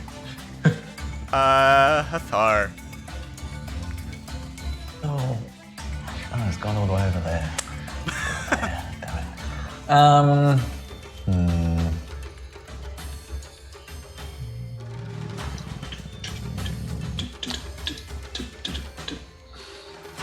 All right, fine. I'm getting. Okay. Oh, you're still here. Fine. He's not doing This time, just like time to feel that cold. Are they wearing armor? Yes, they're wearing armor. Time to feel that cold getting in the cracks and biting your skin. And I'm going to cast Frostbite. Okay. Constitution saving throw, please. 19. That's a 15. Fails. Of 8. Takes 1d6 cold damage. Oh no, hang on, what am I talking about?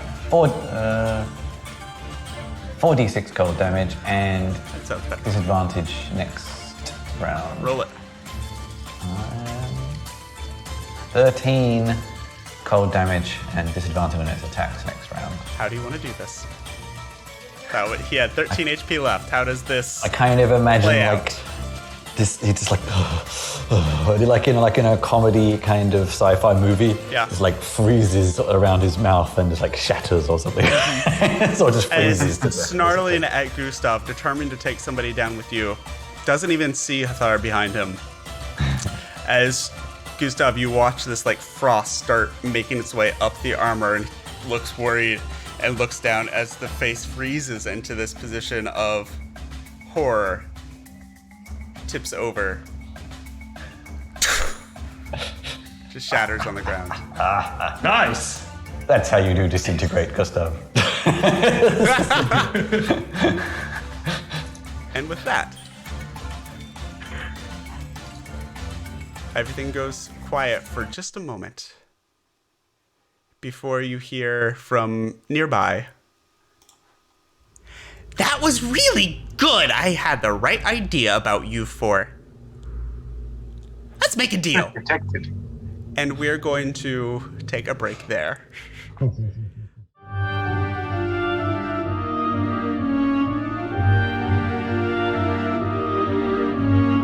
And welcome back, everybody.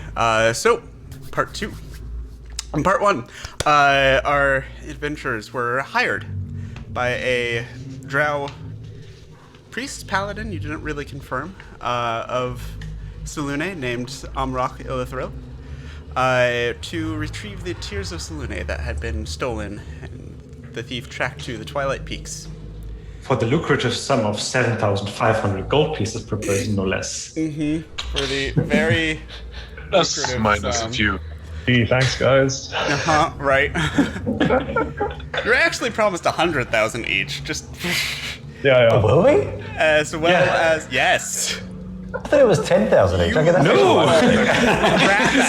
Like that was. I really thought the 7,500 offer on your behalf was genius. You were Actually, I actually think it was 90 10,000. like 92.5% of your partner's pay. Anyways, that's something you can deal with later if you survive. The way I'm rolling, you will. Proceeded to research where these Twilight Peaks were, attempt to teleport there, wind up somewhere completely different before making your way there, actually. Were ambushed by some blackguards in interesting attire, as well as a kobold who stayed out of the fight. Just gonna let you do your thing. And as the dust settles, let's make a deal. About what? Actually, by the way, I should gesture everyone, like, come here. So everyone can meet this wonderful little kobold. The I'm gonna kobold- go pick up my javelins. Go ahead and pick this up. See, the kobold just kind of nonchalantly jumps onto the rock that he was hiding behind. Huh. Those four were really annoying. But you're strong. You can help. Yes, yes, yes. A bit more Who are detail, they? maybe? Who am I or more detail? You asked 2 questions at once. Which one do you want to answer? Both. Which one answer One and the first? same. Who are you? Who are I? Dubious. Dubious. Well, that's your state of mind. I have a name. Okay. What are you doing here? I serve Midnight Emperor Vaticor.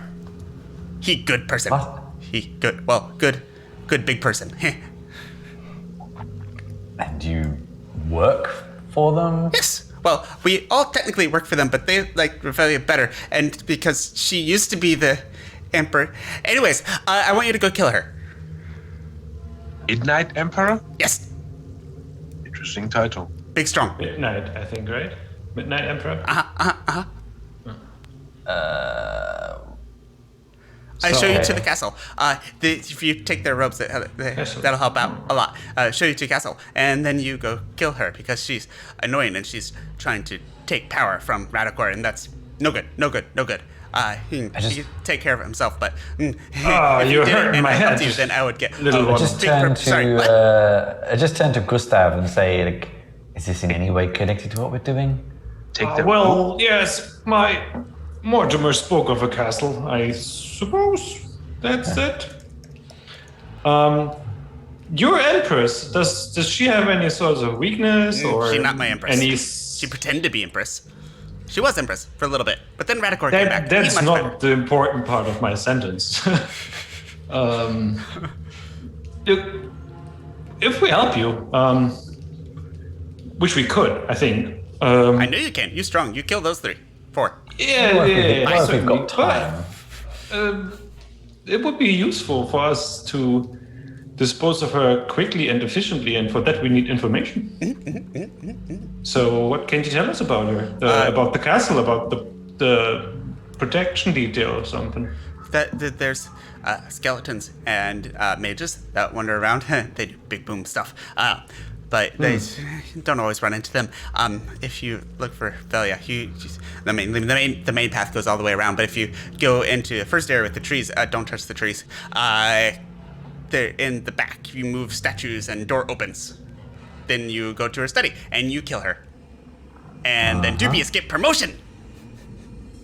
Did you say something about using from these who? cloaks? Radicor.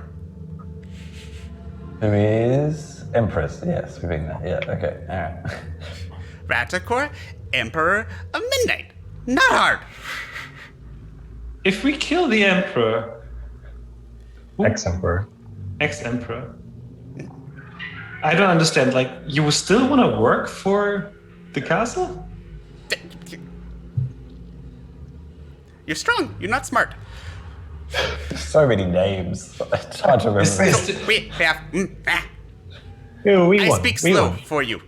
Aye. Vaticor, current Emperor of Midnight. He's cool, good guy. Was Emperor of Midnight, but then wasn't anymore because he left, and then Revelia became Midnight Empress, and she's really just kind of she's strict and she's mean and she's really just do everything this way. And Radicor's much more fun. And then Radicor came back, and so he became Midnight Emperor again. And I like him. Those 4 like Revelia better, which I'm really glad you killed them because they were really, really annoying. They had no fun.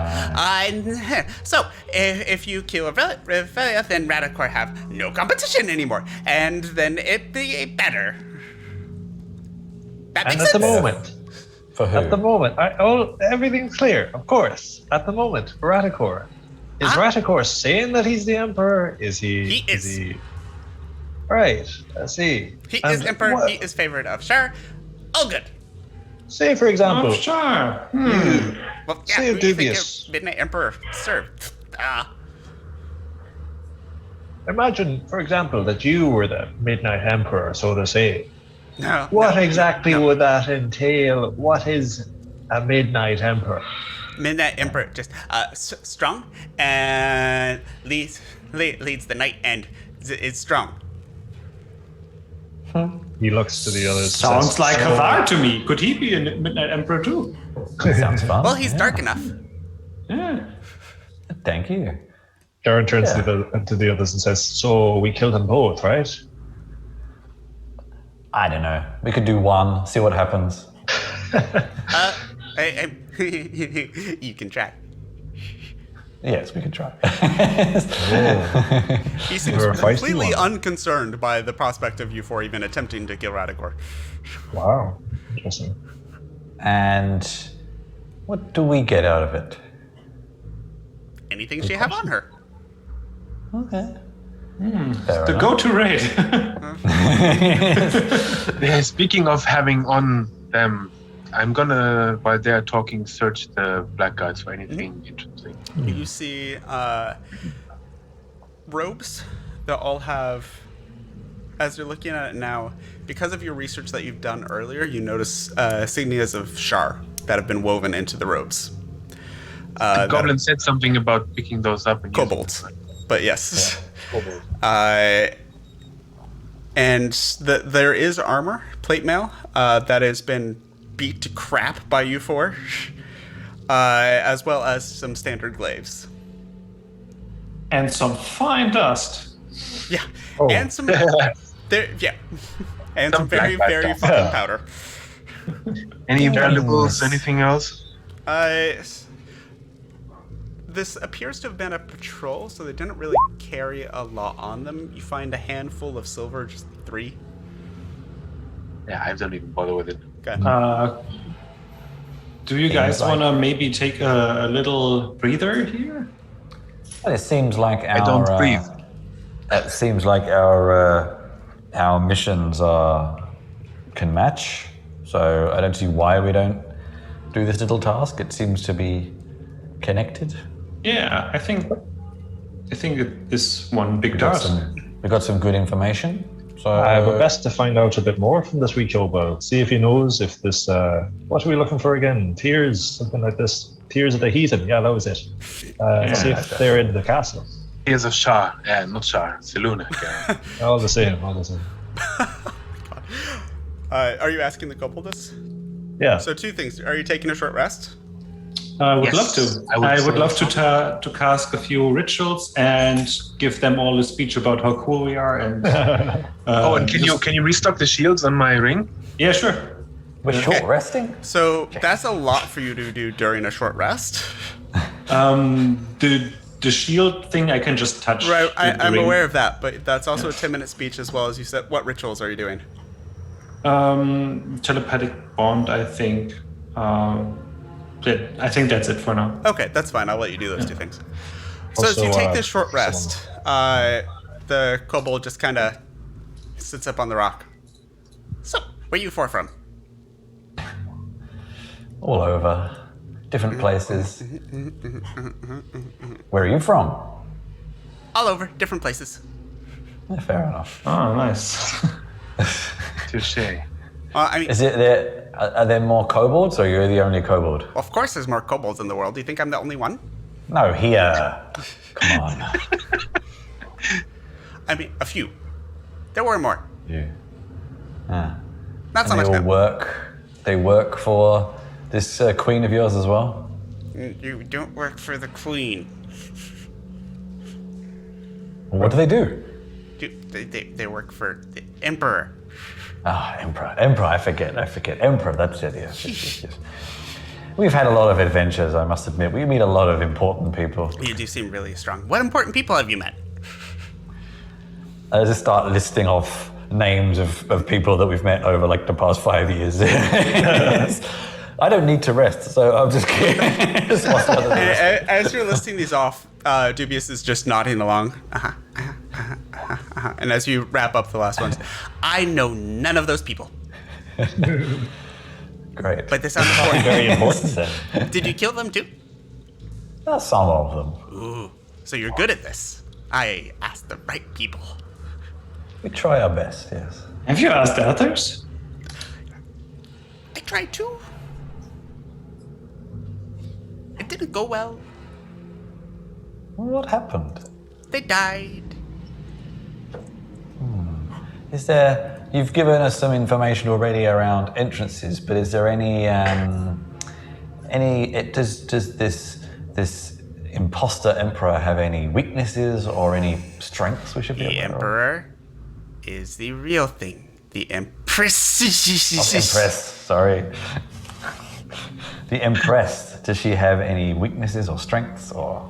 I know she's real strong. She was leader for a while. But she's also just really dull. Is she an Radicore is undead? much more fun. Dull in light or intelligence? Dull as in everything. We worship Shar and we worship Shar this way and have no fun. I see. Yes, I understand. Yeah. Your good friend, Rattlecore. You were some Shar too. Of course.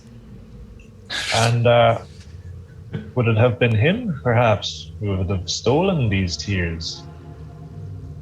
Why he needs steel? He already have everything he needs. He does have lots of treasures and a secret room that I'm not supposed to know about. But I do know about. I don't really know what's in there though. I just know it's there.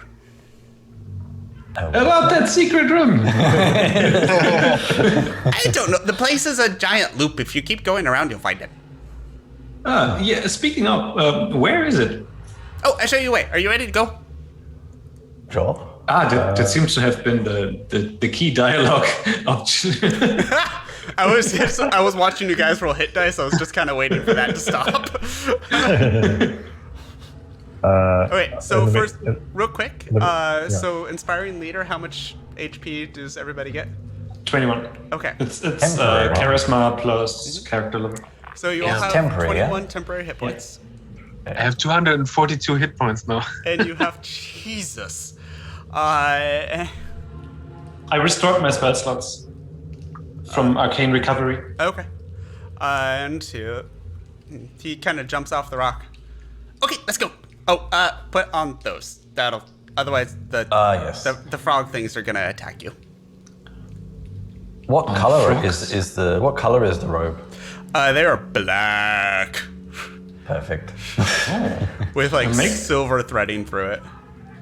Sort of makes a small ankle, huh? Okay. I mean, Lead on. robot wearing one of those robes is not suspicious at all. Put it on. Yes, master. Otherwise, the frog things attack you, and then that'd be no fun. Well, it'd be fun for me, but I don't think fun for you. Will they be attacking, say, a steed or to accompany us? Just a random steed example tasty? off the top of my head. Tasty. I've never tried it specifically. Got a good personality, I must say. Okay, well, if it like looks like it's edible, they'll probably try to eat it. Right. Brings up. I'll give Robert a little bit of a break this time. Well, they can try, I would say. And he just starts, with that, he just starts sprinting up the path. Let's follow him. Yeah. This little kobold form. And he is... Oh boy, he has energy. And I he go just full sprint behind him. goes. And he winds around rocks through this dark purple twilight landscape.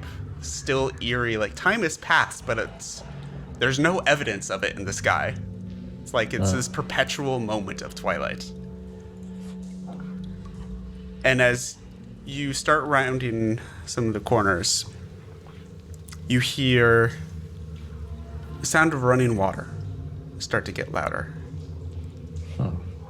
And you see up on a high plateau nearby that you quickly start doing some switchbacks as you approach what looks to be the remains of a castle. And as you get even closer, there's a smell that starts wafting down from the castle of just rot. Just absolute rotting ground beef left in the fridge and forgotten about for 3 months. Rot. I'm doing the mental math of how many unseen servants and prestidigitation and stuff it would take to turn this around into a working business. It would take even you some time. Maybe I just meteor it down and summon it anew. It might be cheaper. I would like all 4 of you to make athletics checks as you're trying to keep up with Dubious here. I assume my broom is already. Yeah, by the end of back in action? that short rest, it would be back. So you can fly. You don't have to make the check. Oh, Okay, so 25 Garen, 4 Hathar. Gustav does not have to make it. Aku? Luke? Athletics? Yep. Is Father Garen not on his steed? Nope. No, I decided not to. If it says strength check in my abilities, it doesn't apply to athletics checks, right? What?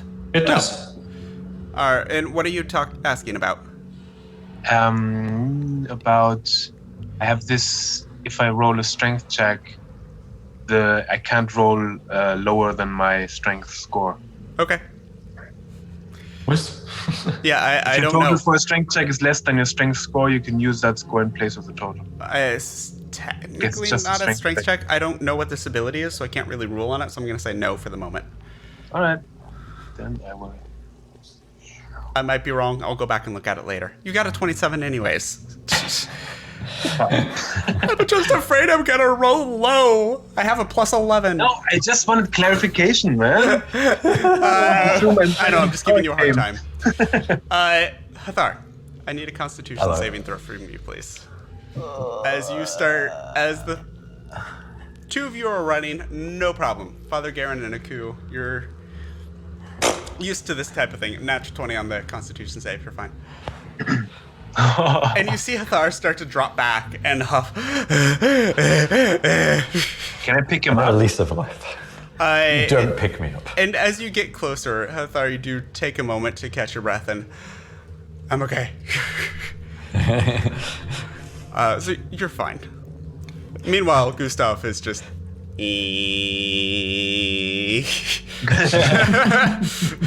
It's like you three are sprinting your asses off, and Gustav is kind of on like the stair chair lifts thing, just slowly going up the mountain. Also, like sitting like a lady on it. Oh yeah. And as you're running, you just dubious look back up at you. I want one of those. Yeah, me too. It's not possible. Very expensive. As you get Actually, no.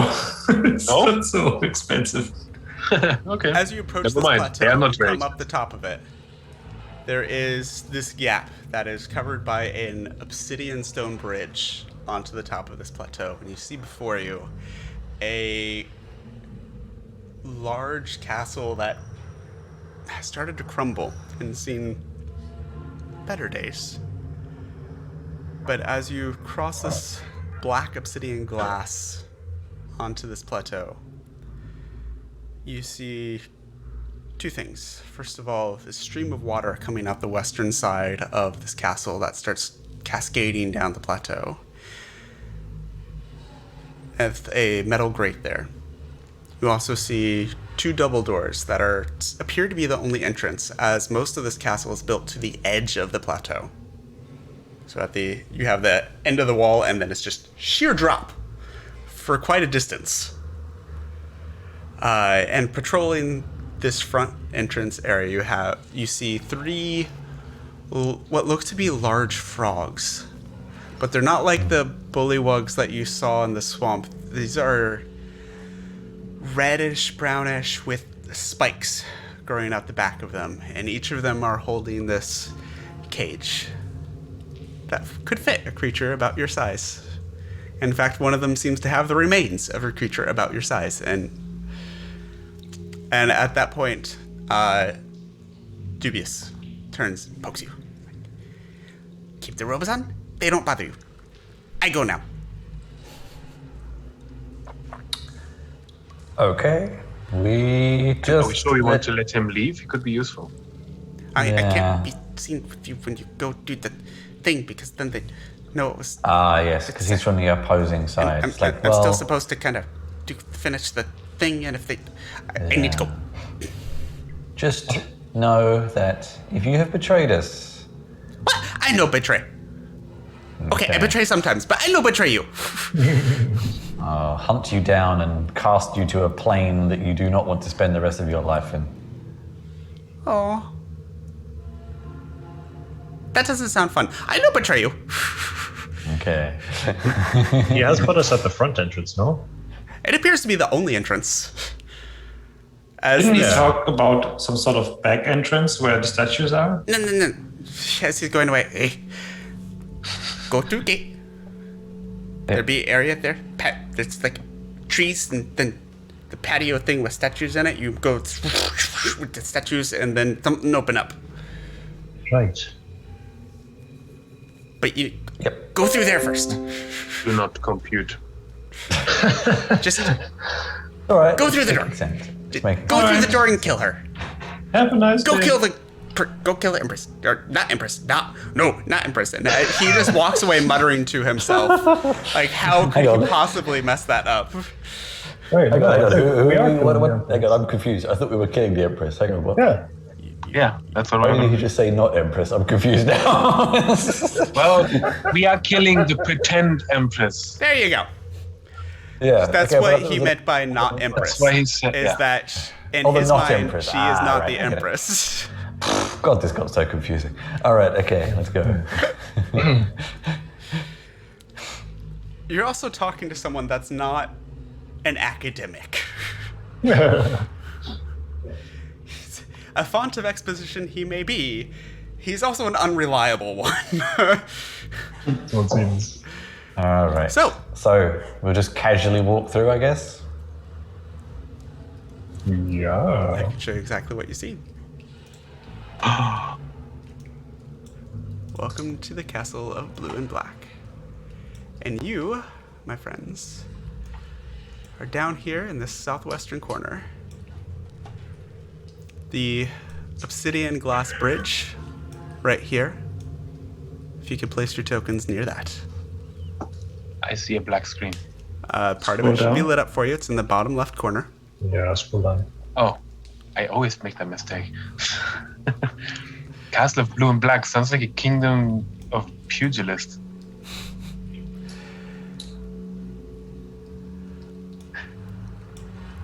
And I there we guess go. he just pointed out them to us, so... Yeah, and you see 3 of these frog demon looking things that are just patrolling in front of this main entrance. On the west side, you do catch this stream trickling out of this castle, and just the smell is horrendous here. Good thing I don't smell. Do we trust our disguises, or do we think we need some other assistance here? I don't know. Let's see. I walk up to one of the frog creatures. Are you doing anything to it, or just walking up? I'm just walking closer to it. As you step forward, whoops, these are large, not medium. Oh, they just grew. Holy hell. Whoops. Large, not medium-sized creatures. As you walk up to the first one, it kind of... Greetings, fellow frog.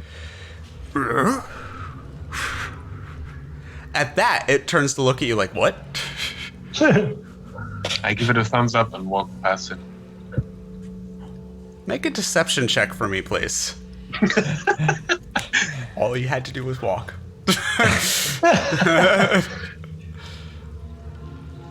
11. Good thing for you, these are not smart.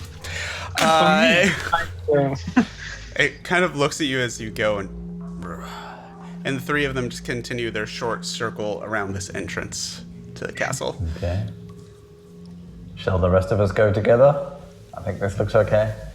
Aaron just shrugs and walks forward, yeah. Okay. Yeah, okay. How much of a glimpse did we catch on the stream trickling down to the west? I mean, you came around from that side on one of the last switchbacks, so you got a good look at it. There's a small round grate in the stuck into the wall there, where the stream seems Know where to be the coming smell out. comes from? Sorry? That where the smell comes from? You have no idea. It's all pervasive at the moment. Doesn't really seem necessary, but we could also enter through that way, but yeah, we don't have I to don't think shoot. it's necessary. Hide in plain sight. Oh, sure. Yeah. Okay. Plus, we have these fancy cloaks. So are all 4 of you just moving through the main entrance then? Yeah. Okay. Yeah. As you enter, I will light up this space for you. Hello, Draco Lich. Yeah. All right. Remember that dragon? No. There you go. This is curious. It's a vast and beautiful courtyard that it overflows with this foul stench that is just pure rot in its purest essence. Standing throughout the room are several large trees, and in the trees you see snakes twisting around the branches. A dark creek runs through the room, stopping for a moment in a large black pool in the center. There's a path of white stepping stones that meanders around the table and forms a bridge over this pool. The eastern wall seems to be partitioned with doorways possibly to another room with a screen in front of it. The northern wall seems to just be an enclosed patio. You can actually see through it a little bit that there's another room beyond.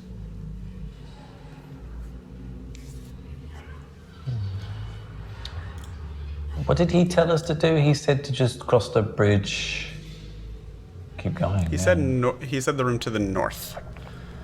Yeah. Never any statues. Let's head north. Do we want to be, I mean, if we do literally just inadvertently walk right into the main chamber, like, do we want to have an approach or just keep going?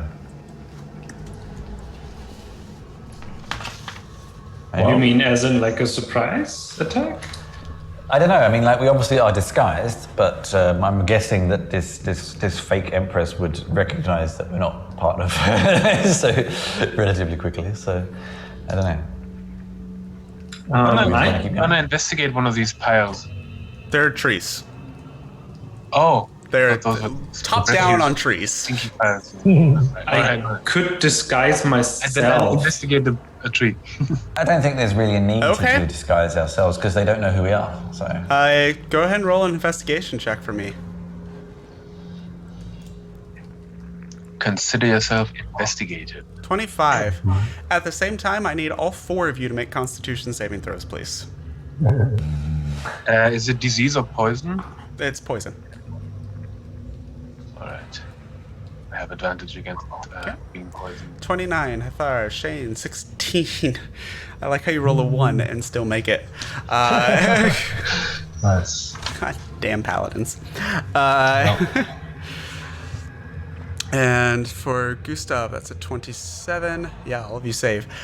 So the stench in this room, and Crew, as you walk towards the tree, you realize it's coming from the trees, is overwhelming to the point where the 3 of you that actually can make bile start to feel it rise in your throat. You have to take a moment, kind of swallow it back down again. It's durian. It is. Oh. It is durian, but worse. All right. Well, what is up with this place? This is a bit over the top even for me. So let's keep going. All right. I guess. That's some strange trees. Let's head to the north. Okay. As you head towards that room, and these are just patio doors, so there's kind of openings in them, and as you ascend the steps to them, you see through and see a small patio area that has 3 statues on it that appear to be similar to each other.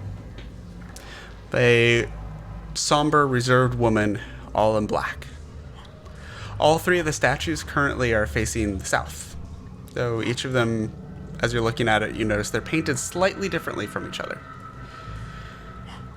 The eastern statue's paint transitions right to left, from a light blue to an orange, red, finally indigo. The northernmost statue is just jet black, onyx through and through. Their western statue's paint transitions from right to left, from indigo, red, orange, to light blue. In the back of the room hangs a tapestry that depicts the night sky that blankets the northern wall of the patio. Yeah, so the northernmost statue is obviously the midnight statue or something, right? So it seems. Just to try something, Garen's going to rotate the western one 180 degrees. So it's facing north. Yeah. And as you turn it, and the statue moves easily, and you're told to expect that, and they do. And as you look there, you see the kind of the grooves in the floor from where these have been turned before. Yeah, you turn it so it faces to the north. Nothing appears to happen. So the tapestry has it resembles the night sky, as in like the night sky in this area. Are the colors kind of weird? Nice. Okay. The player and the character here are generally very bad at puzzles. If any of you are proficient in survival or nature, you may make checks for that. Oh, I'm proficient in nature. Also, can you give the colors again? I will in just a second, yes. Aku, 22 on the nature check. Are you the only one proficient in either of those things? Okay. The robot is proficient in nature. Weird. A lot of time. So, the one on the east, going from right to left, light blue, orange, red, indigo. The one on the west, right to left, now that you've turned it, is the exact same. I'm sorry, I don't know what indigo means. Bluey purple kind Yes. of color. All right. And Aku, something triggers in your brain as soon as you hear Gustav say, "Well, the center one is midnight." It's that color variation is very similar to the transition from night to day or day to night.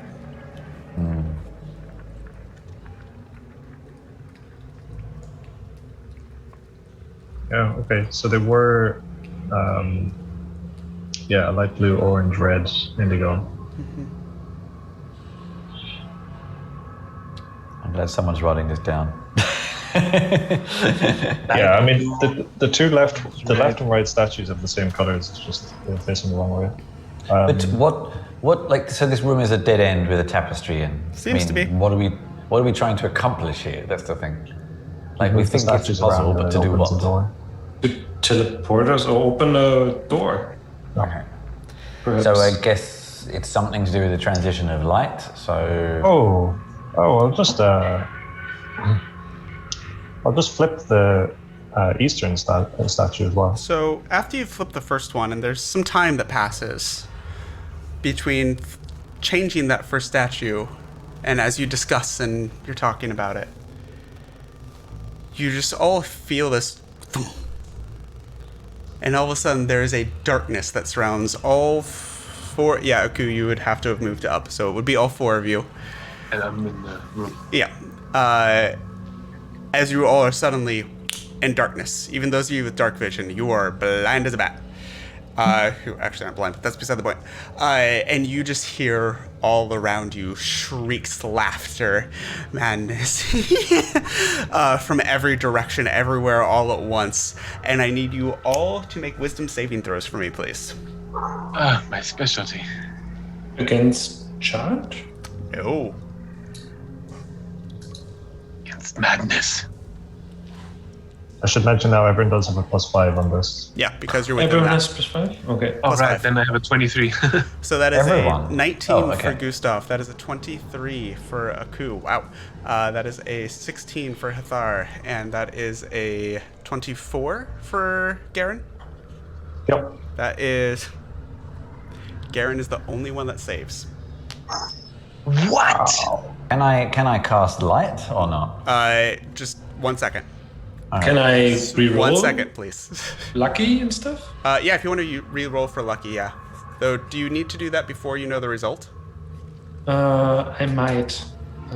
Some of the similar things you do, some of the similar things you don't.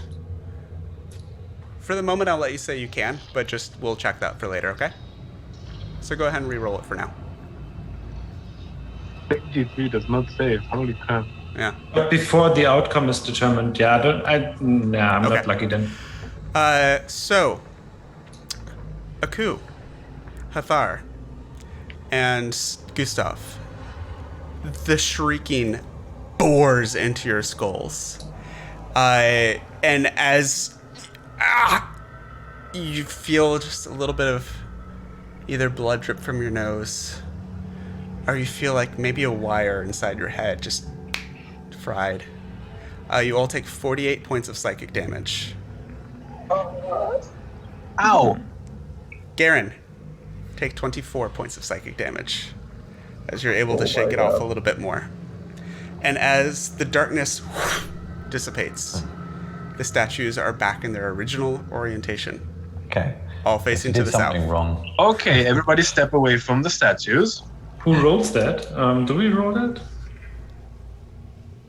Who rolls what?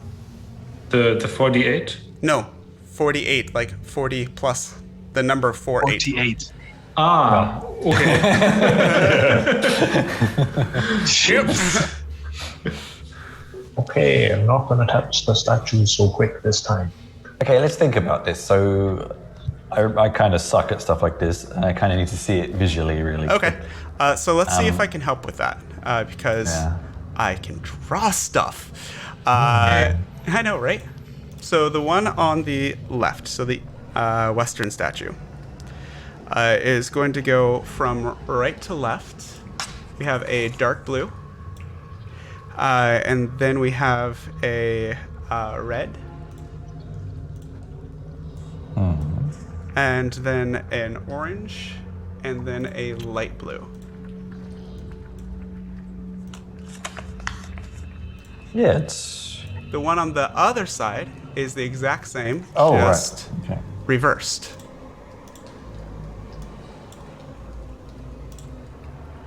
And what did you do, Father? I just inverted both of them. He just inverted. He turned the one on the left 180 degrees. And this person likes... And the topmost dark. statue is black. Is just pure black. So maybe we need to put the statues in from lightest daylight color to darkest to match the black. Yeah. But that's And what this they are person right likes now. Darkness. No, so Yeah, indigo is top and goes Oh yeah, right. It is. isn't it? indigo, It is. red, orange. Yeah. So I Can they be aligned diagonally so that you know what I mean? Yeah. That yeah. Or horizontally. These colors also. Okay, so just to help visualize this, Luke, what I think you're asking us to do here, and I'm gonna change the view here so people Can can I see. hit the statues with my axe? Do you want to? Disintegrate. Okay. Don't say things like that if you don't want them to. So, Luke, if I understand, you're wanting to turn the statue so it's like that. Yeah, So the dark color towards the back. dark color towards the black. Yeah. Oh yeah, but both of them, yeah? Both of them like that. Shall we discuss this before we take another? Wait, Yeah, yeah, sure, before we yeah, actually yeah. move, we should Yeah, let's figure this discuss. out. But do you Psychic mean is my one weakness. do you mean both of them like that, or is that what you mean? I mean, that's what I would think, but Yeah. it seems to be a bit too simple. Well, Maybe it is So- just simple enough. So you want to turn. Let's think about this for a second. The night sky is in the north. like that. The sun sets in the west. So I think we need to sort of like simulate the Yeah, so directions as well, right? So the east should be light blue furthest to the east, and the west should be indigo furthest to the west. By that logic. So the one on the east, it started with the light blue to the east. Could we somehow Personally, determine how Yeah. big the range was of the darkness that came Nope. from the statue? Because you were in darkness. I'm personally a little unsure about the going towards the light thing. And what did you say? They cannot be stopped halfway through turning them 45 degrees? Judging by kind of the scratch marks on the floor, the stop points are at 90 degrees. Okay. Can I investigate the scratch marks to maybe figure out if I can see how they were. Sure. lined. This is an old building. It's going to be a high DC, but of course you may. Investigation? 12. I tried. Yep. I mean, okay, just to say it out loud, what I imagine the order should be, working from east to west, is light blue, orange, red, indigo, then black for midnight, then indigo, red, orange, light blue. That is how they started. That's how they started. Then that's weird. So how else would it Hey, run? we solved the riddle. Never knows. I'm not sure if you're reading too much into the direction of the sun. I don't know. Maybe it just needs to be what we already thought, like the light to dark, to match the thing at the back. Anyway.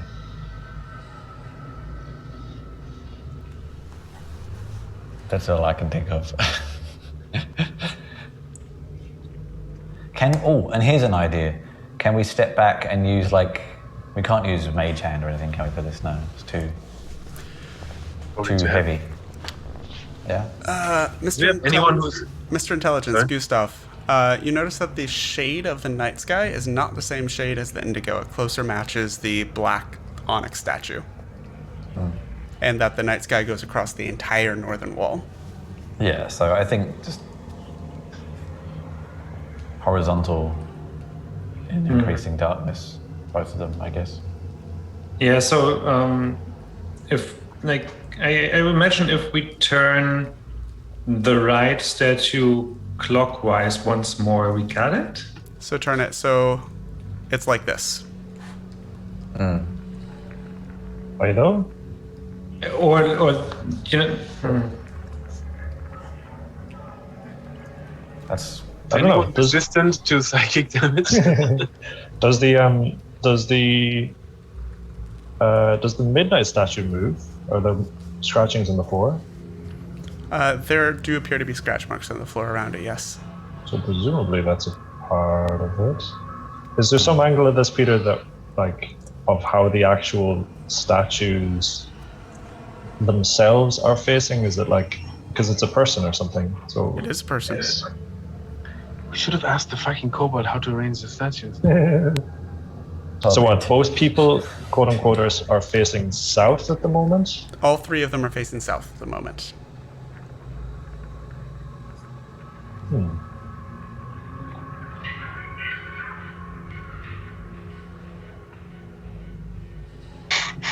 I don't know. It seems like a towards the strange. darkness. Aku, you start to hear a sound coming from the east through that partition wall. It seems to be quite a distance away, like something coming down a long hallway, but it is coming towards your direction. There's a curtain. Yep. Can I take a little peek behind the curtain? Like a stealth check or something like that? Sure, make a stealth check for me, please. would it be possible to take a rope and align the statue from afar? You could certainly try. 13. 13? Okay, good to I'm know. gonna try to take a peek behind the curtain. So as you take a peek behind the curtain, you notice what looks to be a small shrine. I don't see anything alive in there. Nope. The room is separated from the courtyard by a screen door that you're looking behind right now. It depicts a just barren landscape with trees similar to the ones you have around you right now, as bubbling magma. In the middle there is an obsidian altar, more of that black glass that is carved, depicting humans lying bereft and mourning across its surface. In a small alcove in the back wall, lost my spot, is a ceramic jar with a small jeweled skull for a lid. There's two portraits there as well, of a well-dressed kobold and a drow that glower down at you. Do they look familiar? Nope. So not the kobold we met or the drow we met. Does it seem like the pictures are following me with their eyes? Make a perception check.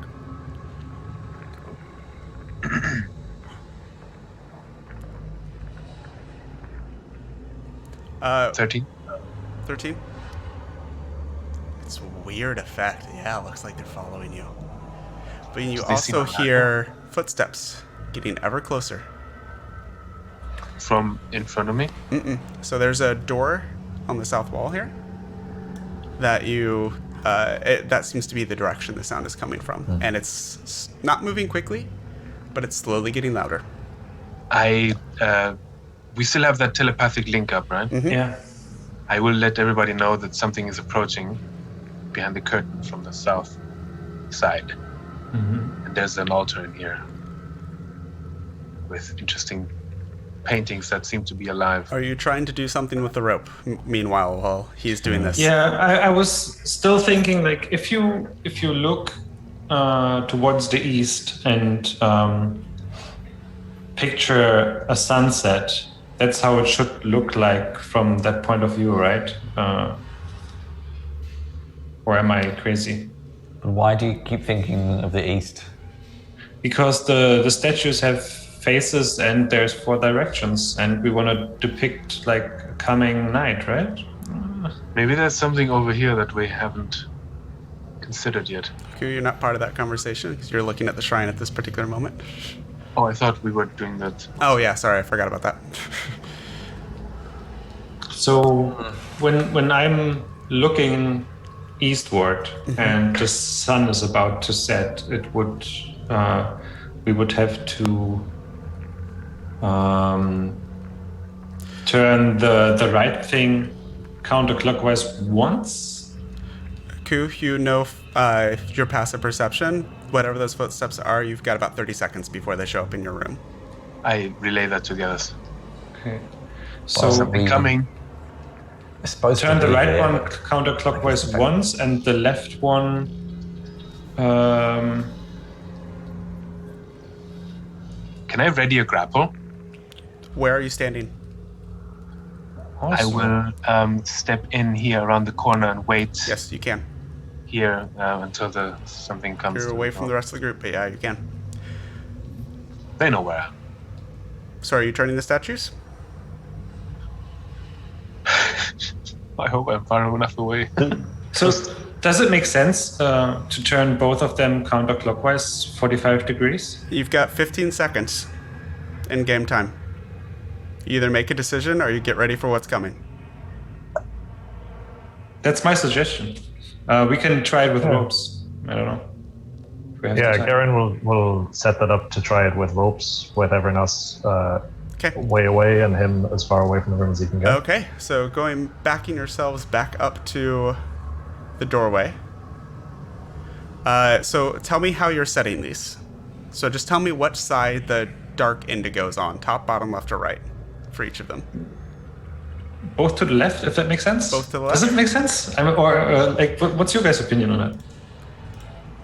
Garen, you're the one Both doing to the the- ropes. You have final decision. You need to make a decision now. Then, yeah, both one to the left, I Okay. suppose.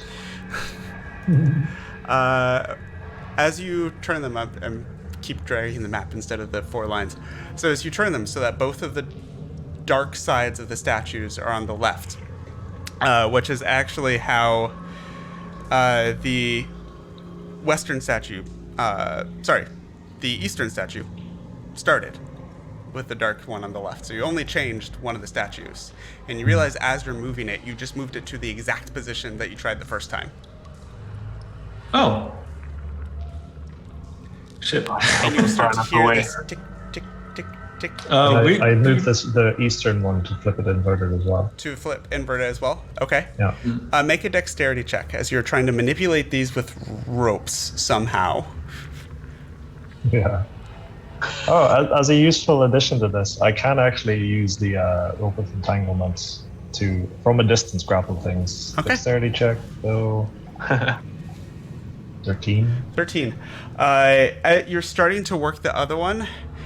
You feel like you get it into position before you feel the same, but you're not sure if you got it there in time or what happened. 60-foot radius. So you all said you backed up to the doorways here, yes? So that is from here.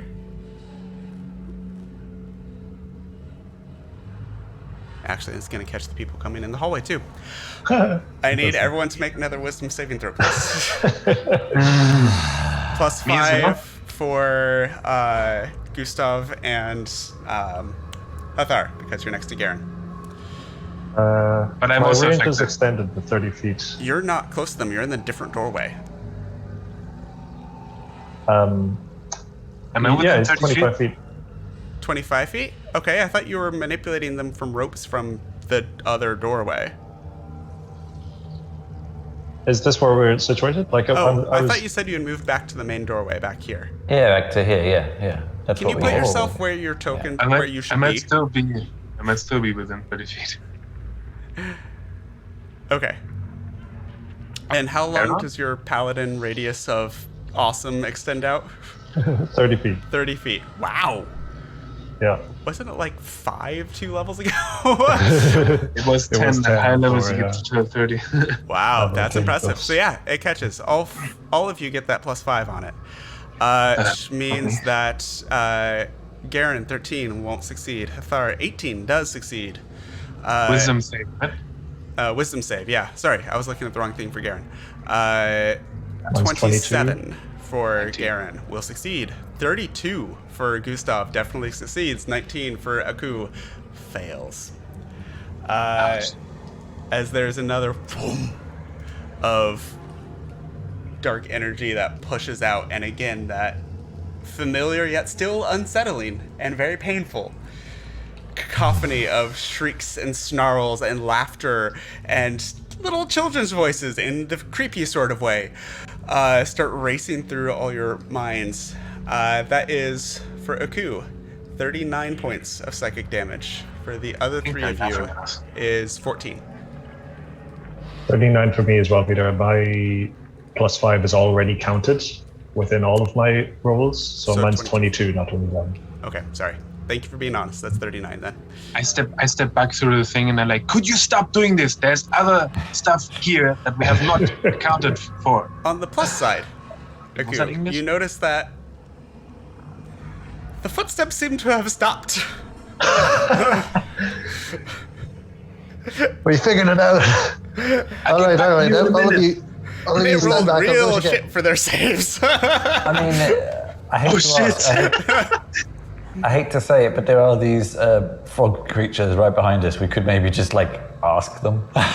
Hey guys, you know the secret room and mechanism that you got going on here? We were out drinking late Curious. last night. We've kind of forgotten how it works. Can I take a peek through the door, actually? Mm-hmm. And before I do it, I say, stop. Don't touch the statues. There is stuff here. Take a look at it. And I go through, take a Okay. peek through it. As you take a peek through the door, you see a stairway that turns and starts descending down for quite a ways. Unless you step through it, you just see that initial angle. Yeah, I'll take one step in. Okay. And you see much further down before it starts turning again. A rather long one. And you also notice that the walls next to this stairwell aren't there in places, and it's just a sheer drop off the side. Do I see someone dead? That's the next thing. You see just on the ground. You're not sure if they're dead or unconscious, but you do see what looks to be a mage, or at least dressed what you assume mages dress like, as well as another skeletal-like creature. Where exactly is the mage on the... Well, literally right in front of you. They were seconds away from opening the door. Alright, I will grab the mage and go back to the others and plonk it down in front of them. Okay. Now see what you've done. All right, Peter. Yeah. Peter. I got it. Okay. I swear. This Okay. time. I walk straight forward towards the tapestry, and I sort of knock to see how hollow or thin the wall might be. Make an investigation check for me, please. Uh-huh. Actually, I'm not going to make you do that. It's solid behind it. It's like rock solid, as in, say, for Solid as a example, rock. wild speculation here. If there was, 5 feet of wall in front of me, then There might be 5 feet of wall in front of you, yeah. okay, I dimension door 10 feet straight forward. You dimension door 10 feet straight forward, Yeah. and you feel this crushing force as you and get launched back to where you started. And Okay. it should say on the spell somewhere how much damage that is. It does, yeah. Hang on. I'll get it. 46. Why won't you just go in this room here? 4d6, you got it. Check out the things that we haven't seen yet, or 14. Yeah. haven't taken a look at. 14 All right, points of bludgeoning. you all go into that room and investigate. I'll figure this out. I'm gonna get it. I don't have the computational capacity to figure this out by myself. Mr. Peter, Neither do I really, but it sounds more interesting than Yeah, what's up? dealing with statues. is there any nooks and crannies, any sort of crevices where air seems to get through, or Make an investigation check, please. investigation? 10. Not that you can tell. I'll do it anyway. I cast gaseous form and try to find that way. It's a minute Right. casting time, yeah? Is it? For gaseous form, I believe it is. I'm investigating the mage while you. No, it's an action. Oh, it's an action. Okay. Sure. I'll let you do another investigation check. 8. Nope. Well, I didn't roll. Okay. Oh, sorry, that was Aku. That was it. Aku, you see nothing. I'd like to look at the painting. I'm gonna look at the painting. 19. There appears to be a crack along the left wall somewhere. Yeah, I go through it. Okay. So that is where it is.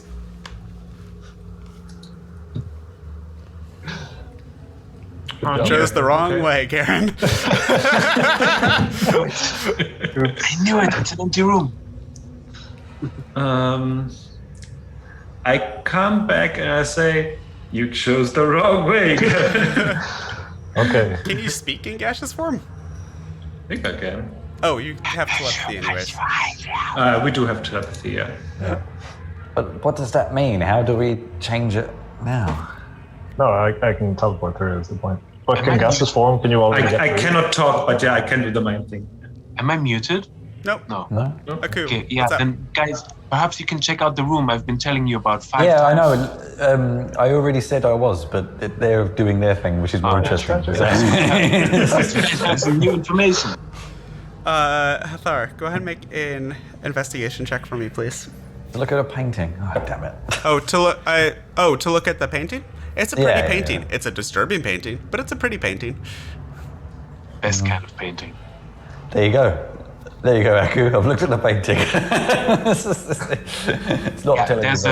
there's an urn and an altar, and I can't Okay. really figure out what that means. Gustav, Can I- intelligence boy. As you have a couple of things that you know don't work now, you think there might be something to Aku's suggestion of progressively working towards the dark color on the back wall. That's what I said as well. Listen to the dumb players. Yeah, I know what that means, but I can't figure it out as a player. Is the thing. Just facing the dark ones to the back. That's it. But we already did that. No, you haven't. You did them to the sides. I kept saying, like, go from light to The dark. way to it is back. now, we already tried. You no? never tried No. it. No. You never actually moved the statues. I asked, is this what I you thought mean? that was the You mean first this thing. this way, the way I said right in the beginning? You Yes. think Yeah, that's I the right thought we one? already did that. We never, No. because the intelligence first one characters. set off a trap. The first incorrect one set up a trap. You all very clearly said, don't touch the statues, and started talking about different options. Yeah, and So then they until touched someone statues said, again. I move them, I was assuming everything was just discussing options. Okay. Then they The touched lesson it learned again. here is I'm better at secret things than I think I am. Can I investigate the urn or what that was, the base Yeah. of the skull? Yeah, on an 8. pretty.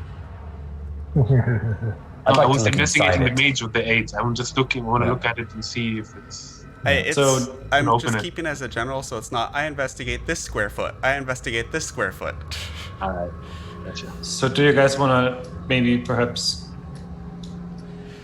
Sure, twist I'll in stay over this? here.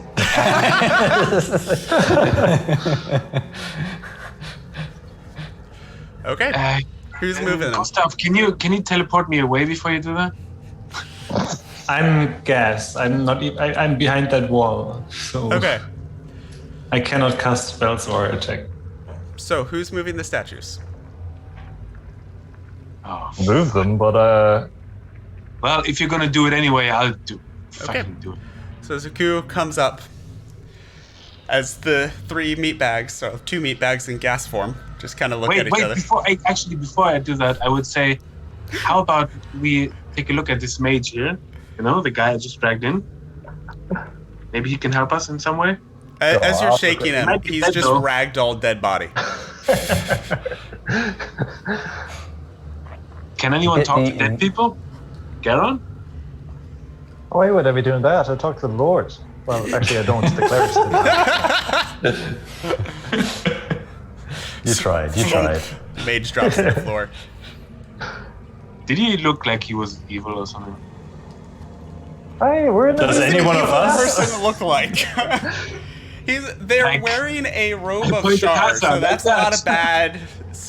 They're wearing a robe of Shar, so that's not a bad indication.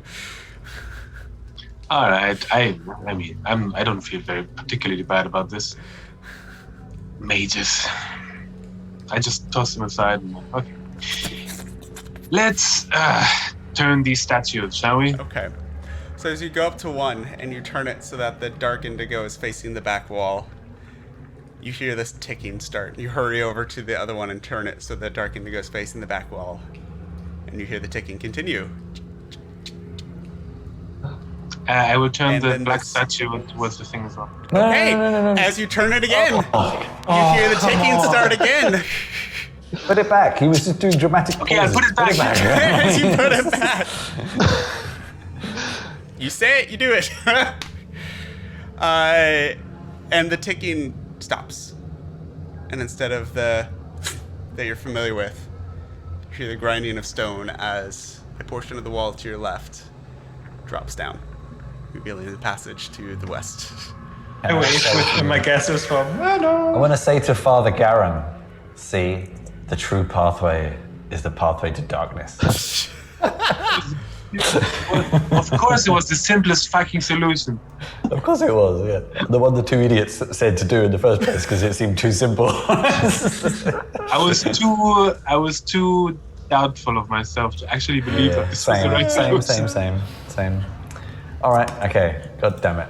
Let's get going. This is I think Peter's sick of us talking about it as well. Oh, I'm laughing. This has killed way more time than we really have for it, but it's hilarious, especially with the. I love the as a DM, and I've been on your side too, and I know how frustrating it can be. Because on my side, it's like the solution is so obvious. Yeah. But I'm just laughing that the correct solution was literally on the screen in front of you the whole time. Yeah. That was the funny part for me. I already had discarded it because on the screen I thought that was the resting position it is in right now. No, that was me. That was just. I was moving things so that I could confirm with you because we didn't have anything physical to move. Yeah, I understand that, Patrick. And again, eventually we'll be back in person, and that will be a lot easier to deal with. But I'd wait. but not quite yet. We'll get there. Anyways, as you I scout ahead with my 10 feet flying speed in gas form. as you slowly scout ahead in your 10-foot flying speed, 10-foot flying speed in gas form, it's just a long corridor. It's a stairway. It seems to be heading up slightly. But what is here? And there are 2 doors, one at the end and one partway down on the right. I'll drag the dead mage with me as I follow. You never know how you can use a dead As you're mage. dragging the dead mage, the feet just kind of go ka-dunk, ka-dunk, ka-dunk on the patio steps going up. I'll pass through the door and have a peek what's here and relay the information that I see. Okay, you see what looks to be a small study with a hard to tell what figure because it's fully in armor that's shifting through some papers on their desk. Some bookshelves around, a few knickknacks here and there. Make a stealth check, please.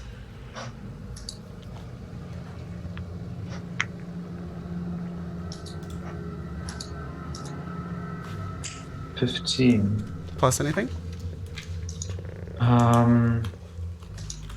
Plus what? What? Plus anything? Question mark? Oh, that's already with modifiers. Oh, okay, right. 15 total. I'm not sure if my gaseous form affects it. I'll give you. Well, I mean, I'm already giving you advantage, so. I already have advantage anyway. Okay, then you can't get double advantage. Yeah.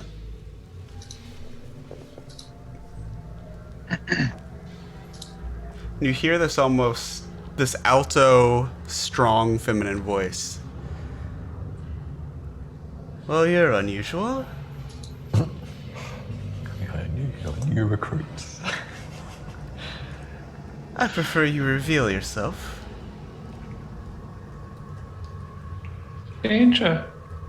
Danger. I'm gonna follow the voice. Can I hear it from where I stand? Nope. I guess we're just following behind, right? At some point, we'll catch up. Do you want to get in front of me, Aku? I don't mind. Sure. What level spell is that gaseous form? 3rd. Okay. And as you're there and you continue to just float there, I said release. And the magic that's holding you in your gaseous form dissipates. Hi. And you just on the floor. All right, I hear that though. Hell yeah. Yeah. All right, I'm going. I don't know you. I'm I have work to do. What Mortimer. I don't give a fuck who you are. Who are you and what are you doing here? That's weird. You don't give a fuck who I am, but you're asking me who I am. I don't understand. What? I'm. We're looking for the Empress. Why? I mean, we already have the ropes on. We sort of like need work. That's why I we're have here. a ritual to stop if you want to help with that. What kind of ritual we talking? Go stop a ritual. We're good in stopping ritual. Good. So, your two options. I either kill you here, or you come help me. Now, which one are you again? How do you have those robes and not know who I am? You see, we're As trying she to starts to get draw here. her blade. I walk in with the mage corpse and I drop it in the thing. Please, Yours? let me explain. We were mind blasted and some synapses just bursted. So we're sort of like displaced all over. And we have like a temporal memory lapsus here. Make a deception check, please. I meant what I said with the mage, by the way. Oh, no. I'm within the... No. It's not a Do I save, get- anyways. Okay. 7. I will maybe... I suggest you try again. Lucky... Okay. Oh, Aku is right next to me now. Yes. Yeah, I plopped the mage in front of her and said, "Is this yours?" Oh, that seems to be a waste. Why did you do that? I mean, It wasn't us. It was the device killing it, probably. It wasn't us. Why were you messing with the device? did you feel anything? Of course not. Interesting. How did you do that? Why the hell should I tell you? Now, again, I have work to do. Either help me, I kill you, or piss off. Those are your 3 options. we are inclined to hear you out. What kind of ritual should we stop? I mean, Danger levels elevated. One to raise an avatar of Shar. you want to stop that? Well, I certainly don't want Radicor to have the credit for it, now do I? So, well, if he's already doing it, he seems to be a threat. So I don't see why we wouldn't stop that. So you're not going to help stop it? What? So she's saying Radicor's doing a ritual right now to raise an avatar of Shar. She Yes. would like to stop it.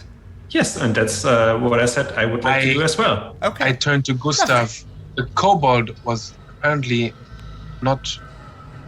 He did not. The He thought kobold? we were someone who we are not. What Kobold. kobold is this? Hang on, what? You're 5 feet from her. I mean, we also have a Oh, teleporting. I keep forgetting about the damn telepathic link. It would help me a lot if you said through the telepathic link.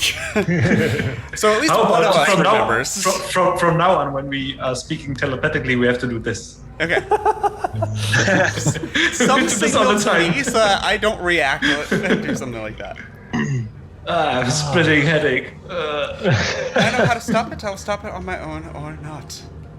I was actually talking out loud. I said this kobold actually.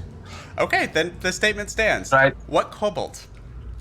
Yeah, I do not know his name, but he told us that, well, we should go and kill you in the name of this other guy. But That'd be dubious. I figured this kobold expected us to be someone who we were not.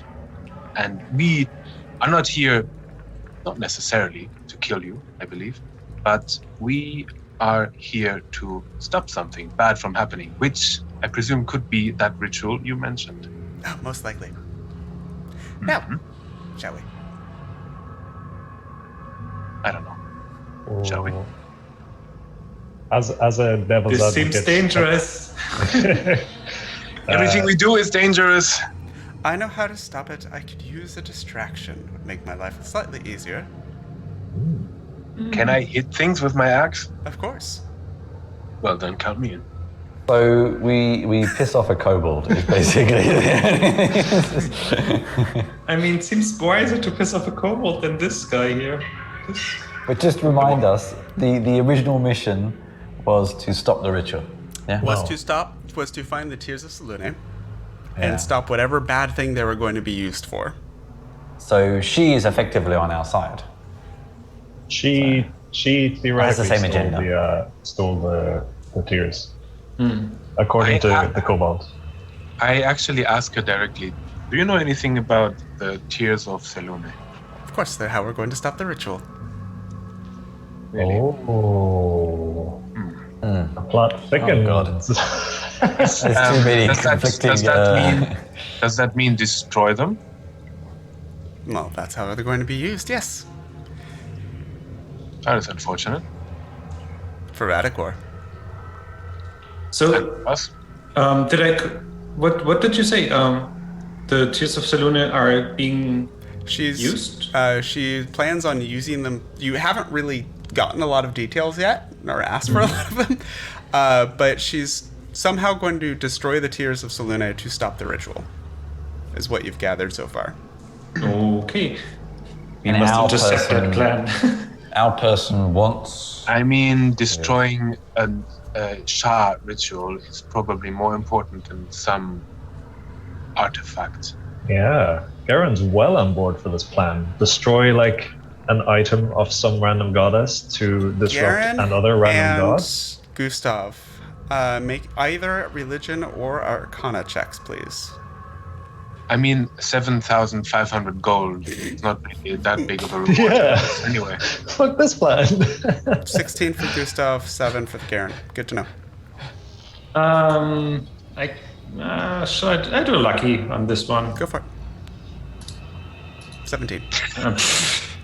well spent. Now the problem I'm having is I am probably. Shar is like both of these gods are kind of I'm conflicted which one I support more right now. I'm inclined to see where this is going. Karen says telepathically, seems like we should be working perhaps with this one. Although she seems perhaps dubious in her own sense. I say we kill her afterwards. You say that telepathically, I would assume. Yeah.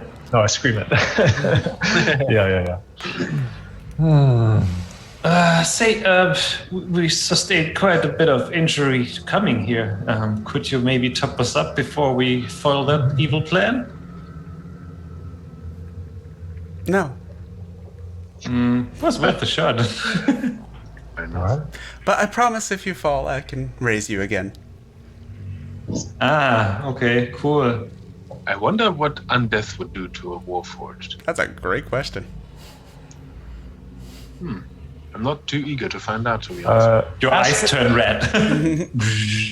Ask her why she needs tears to be stopping the ritual. Surely that would be used to be a part of the ritual.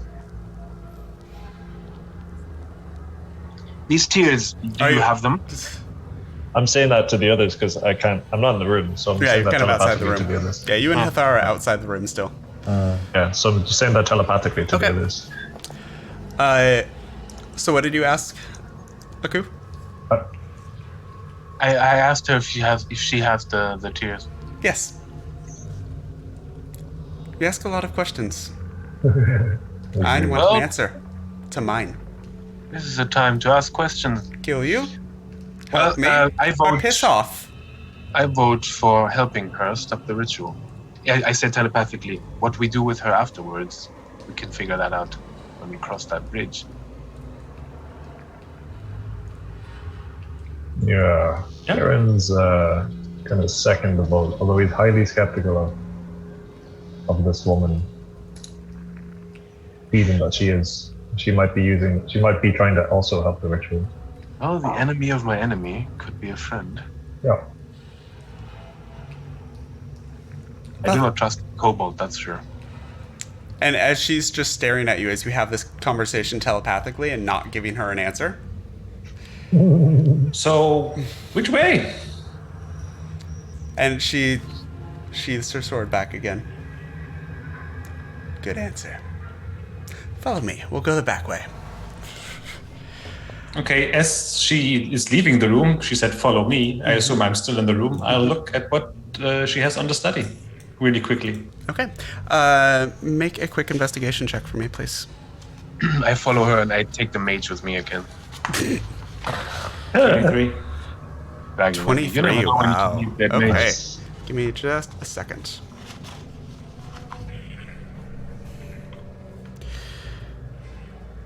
Okay.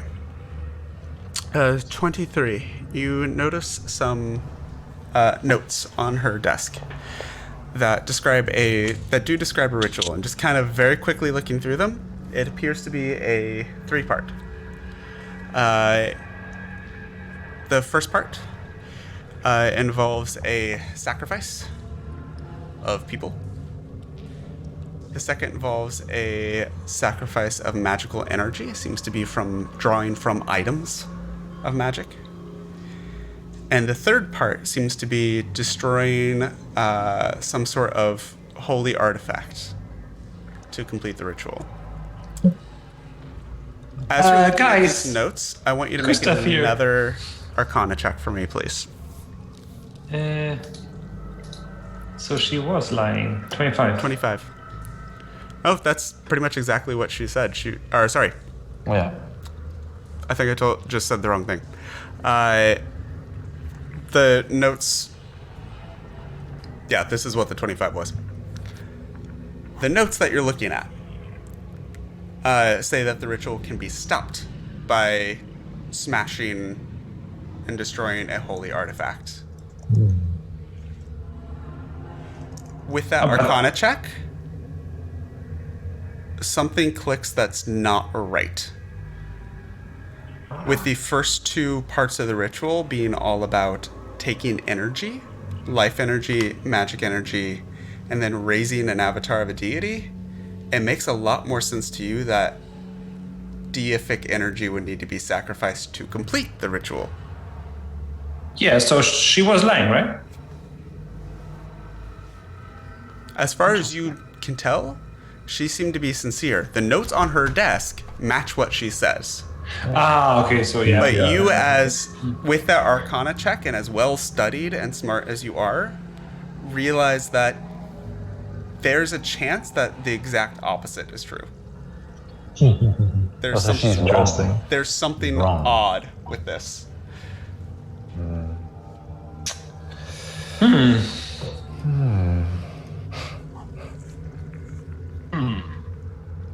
This is so confusing. That's so. As We- Revelia starts heading up the hallway. I'm following. So she said, and the ritual says, sacrifice life, magic, and deity mojo to complete it. She And says, and her notes say, shattering a artifact from a life domain deity will stop the ritual. With the logic being that the energy of the life deity and the light deity counters the energy of the dark energy of the ritual. Okay. What do you think are wrong? She's wrong. But you have a hunch that that might be wrong. Okay, so it seems that the safer way to stop the ritual is to remove said artifact before it can be used or destroyed. That might Probably stop to it. actually kill her. And does she know that? Like, did she seem sincere? Make an insight check for me.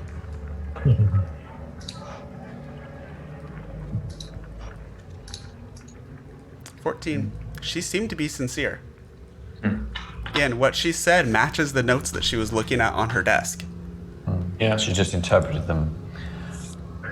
Okay. incorrectly, maybe. I'll tell the others and say like, I don't know if she's correct on this one. Based on what I know from my years of study, it might have the opposite effect. How do we know what's true? Then I think we can either confront her or ask her if she's absolutely sure, or we can just act on our own when we're there and just try to stop the destruction of it the might vessel. it might be a better idea to actually do the job we came here to do and then let the priest figure it out. But it's the same job, effectively. No, but we cannot do what she asked us to do. We know that she has the pearl, the tears on. At this point, she moves into the next room and turns behind her. Are you forthcoming or not? Yeah. I'm coming. Aaron's got his own thoughts. He's following quite silently. I kind of have my own thoughts as well. To be honest with you, this is more Chris catching up. I've realized that Shar is a shadow god. Yeah, Char's not nice. I'm kind of like, so I'm coming along to stop the summoning of a god that's basically me. Char is... counterpart of Selune. But then again, one of my personality traits is I don't trust divine beings. So I think I'm kind of Right. like, yeah, whatever. I don't really believe in them anyway. And so- Char is shadow. Yes, Yeah. true. But Char would have been 100% behind the plan to just let the Earth go into a negative plane and cease to exist. Conflicting. Shadow may be nice for you, but it's not always nice, period. Yeah. In it for the money. I think the whole divine being thing to me is a bit like, yeah, whatever. As you move into the next room and she leads you through it, you see rather curious beast. Looks almost like a large jackal with antelope antlers and small wings on its back, curled up in a nest. And as Revelia comes in, Bartok, Mistress, And runs up and just like almost like a cat, like snuggles up to Revelia's legs. Stay safe here. By the time we're back, this will all be over. And jumps back up onto his nest and turns around 3 times. Out asleep. My pet. Rather lovely. Just careful feeding him. Quite a breaker. I go closer and look at it from. Okay. As you go closer.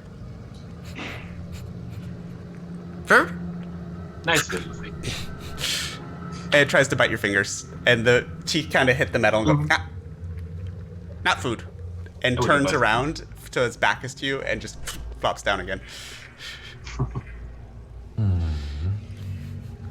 Adorable little creature. Isn't he just? Loyal, too. She steps through the next door. I'm coming. Just keep lurking at the back.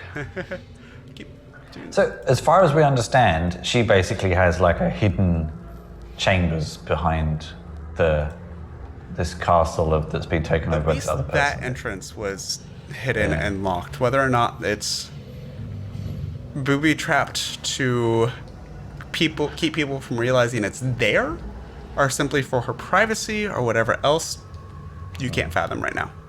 So the guards that we came past don't know she's there. Maybe. I keep getting the feeling that we're missing something important. As she continues down this hallway, leaving Bartok sleeping, you pass a large pool. Is that not revealing areas properly? There we go. There we are. And you see that stream that you saw earlier. This must be a higher point that's feeding into it. See it coming in from a crack in the wall in the east and flowing out through a large opening in the western wall. Turns her head over her shoulder. I wouldn't go in that water if I were you. What is it? Find out. I do just that. I go there and I dip finger in. Okay. I die. One moment. Plus 10 to hit. Okay. Plus 10 to hit from the pool. The dragon from last time. Am I rolling the right thing? I think a dragon has more than Okay, plus 10 yeah, to I'm hit. rolling the right thing.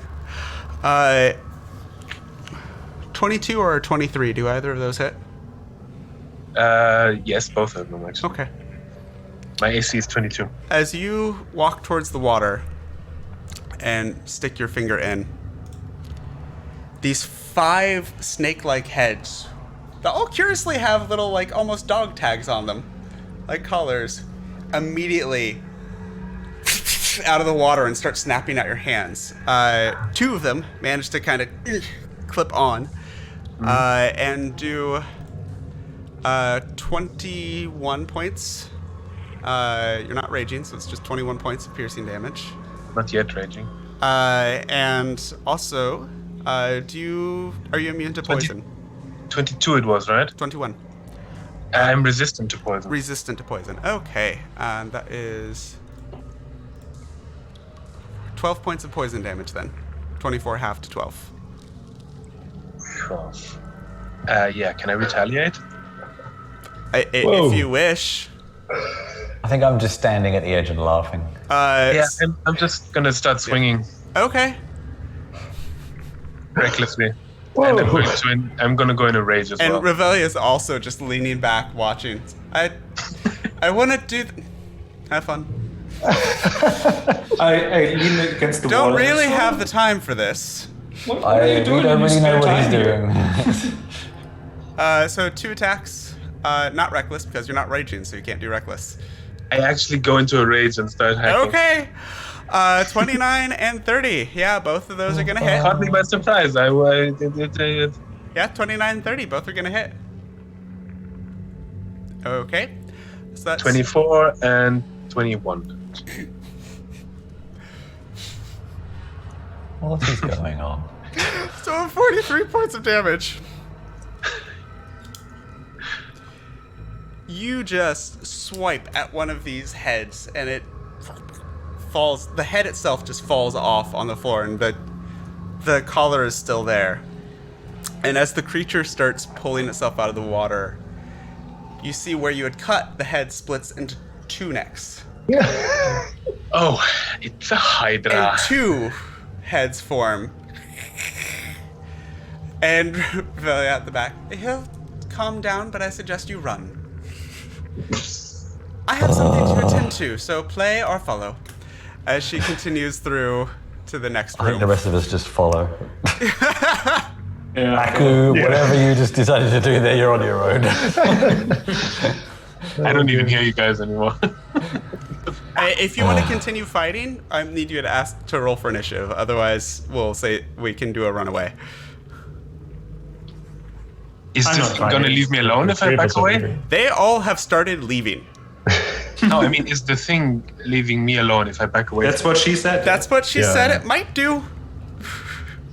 I mean, I try to pick it off me with a kick and stay back. You stay back. Stay back. Stay back. Okay. So you're trying to slowly back away from this creature then? Yeah, if it tries to hit me again, I will like make it pay for that. Otherwise, I'll leave it alone. Okay.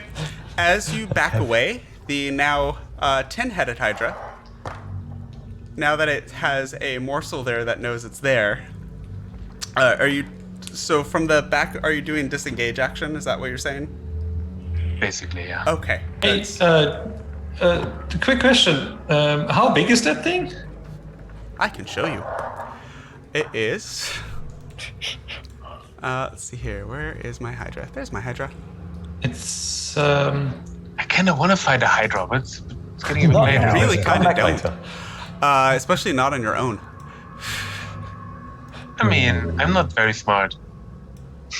It's now a Would it- 10-headed Hydra that's pulling itself out of the water. my question is, Stay. would it be able to fit through the doorways here? Probably not. Pity. Oh. I need to know what you're doing. It is attacking you. I need a final answer on what you're doing. I wanna have a new pet. Okay, With so what are you Monster. doing? So Aku, move yourself. If you're moving yourself, No, move but yourself. I'm not doing anything if I like figure out like that it wouldn't fit. It's a and come 5-foot be in- passage. It's a massive 10-headed Yeah. Hydra. It's gonna have trouble getting through. Okay. Yeah, hypothetically, if I reduce the size of the Hydra, would it fit in there? Yes. Okay. It's both of them. still going to be That aggressive. still leaves us with the problem of it attacking us. Yeah, not if I dominate monster. That's the. On both of the- those concentration yeah, spells. yeah.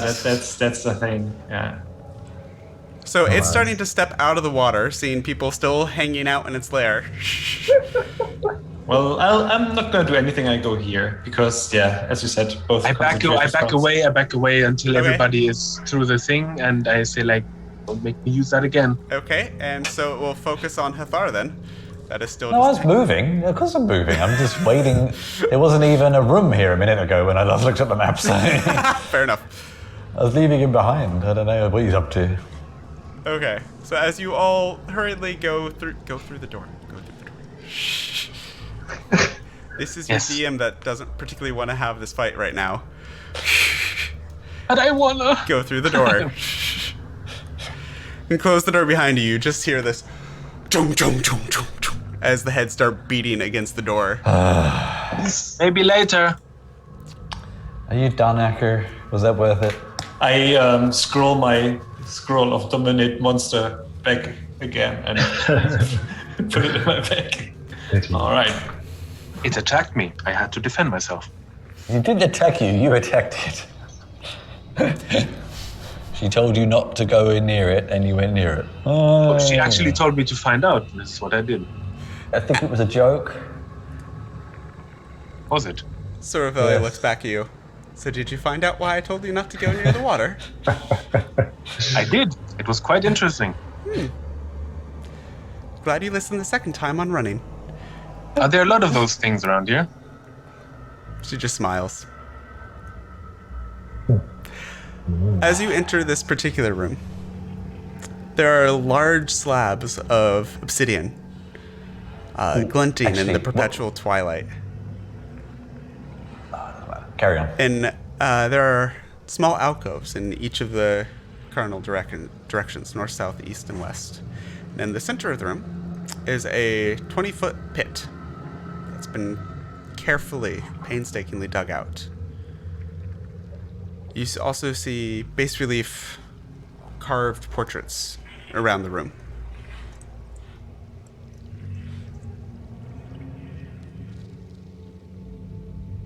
Does this look like this is a site of the ritual, or is it just a room?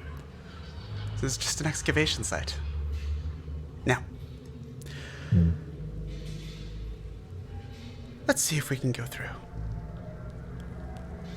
And as she starts playing with the wall, I believe there is a door somewhere around here. So you have a moment while she's dealing with this door if you wish to look around, investigate, or I go help back her. fight the Hydra. I'm kidding. Okay. No, I'm joking. I say to the Inside others in voice, my like, head, You inside open the voice. door and one of the heads shoots out and tries to bite you as close the door again. I will use my highly superior dark vision to stare down this pit and see what I can see. Okay. It's not far. It's only about 20 feet down or so. Okay. There do appear to be like a coffin-shaped object that was removed from the ground. And just earth beneath it. so what did you dig up here? That would be the avatar that he's trying to raise. And you mentioned earlier that you don't want him to have the honors, that you want to like get the recognition or whatever. So if your attempts to foil his plans would fail, you would aid him rather, right? Aid See, him in like- completing it? No. Get Like rid of if he him. And then try it myself at some point, yes. But these things take time to prepare. you see, your plan is flawed. How so? If you really want to destroy that vessel, that might just play in his hands. I doubt it. I found his notes. Don't That's doubt how that I- you doubt it. That's how I knew about it in the first place. I went into a study and stole the notes, as well as the tears. Yeah, I read the notes. The Maybe the he notes was are wrong as flawed. well. The notes are his. If they're wrong for him too. Yeah, I'm just saying, if he misinterpreted Make a the notes, Make a persuasion check, please. I'm kind of helping. Does that give him advantage? How are you helping? I was also saying, like, underlining the things he said. What do you say exactly? Well, what did I just say? I really forgot it. Anyway. Okay. The 17 on persuasion. This ritual needs to stop. If you're not I going to help me agree. get out, I agree. I if think you're that's not what you going to want to help do. me get out of my way. We want to help And you. with that, there's a click as she opens the door Which door? to the north. I'm just about to open it for you. It's a secret door. Peter, I'm. So as soon as we took a moment to breathe, I'd be trying to use this Aura of Vitality. It's a 1-minute spell, Okay. and it would just heal us gradually each 6 seconds. Yeah. You would have had time to do that while she was dealing with the secret door and getting it unlocked. Cool. So, yeah, it's 2d6 for one person every 6 seconds. So let's see. Why don't we all? Do we all need 2 each, and then an extra 2 on a coup? It seems. How does the spell work? So every, let's see, or vitality, healing energy radiates from you in an aura of 30 feet.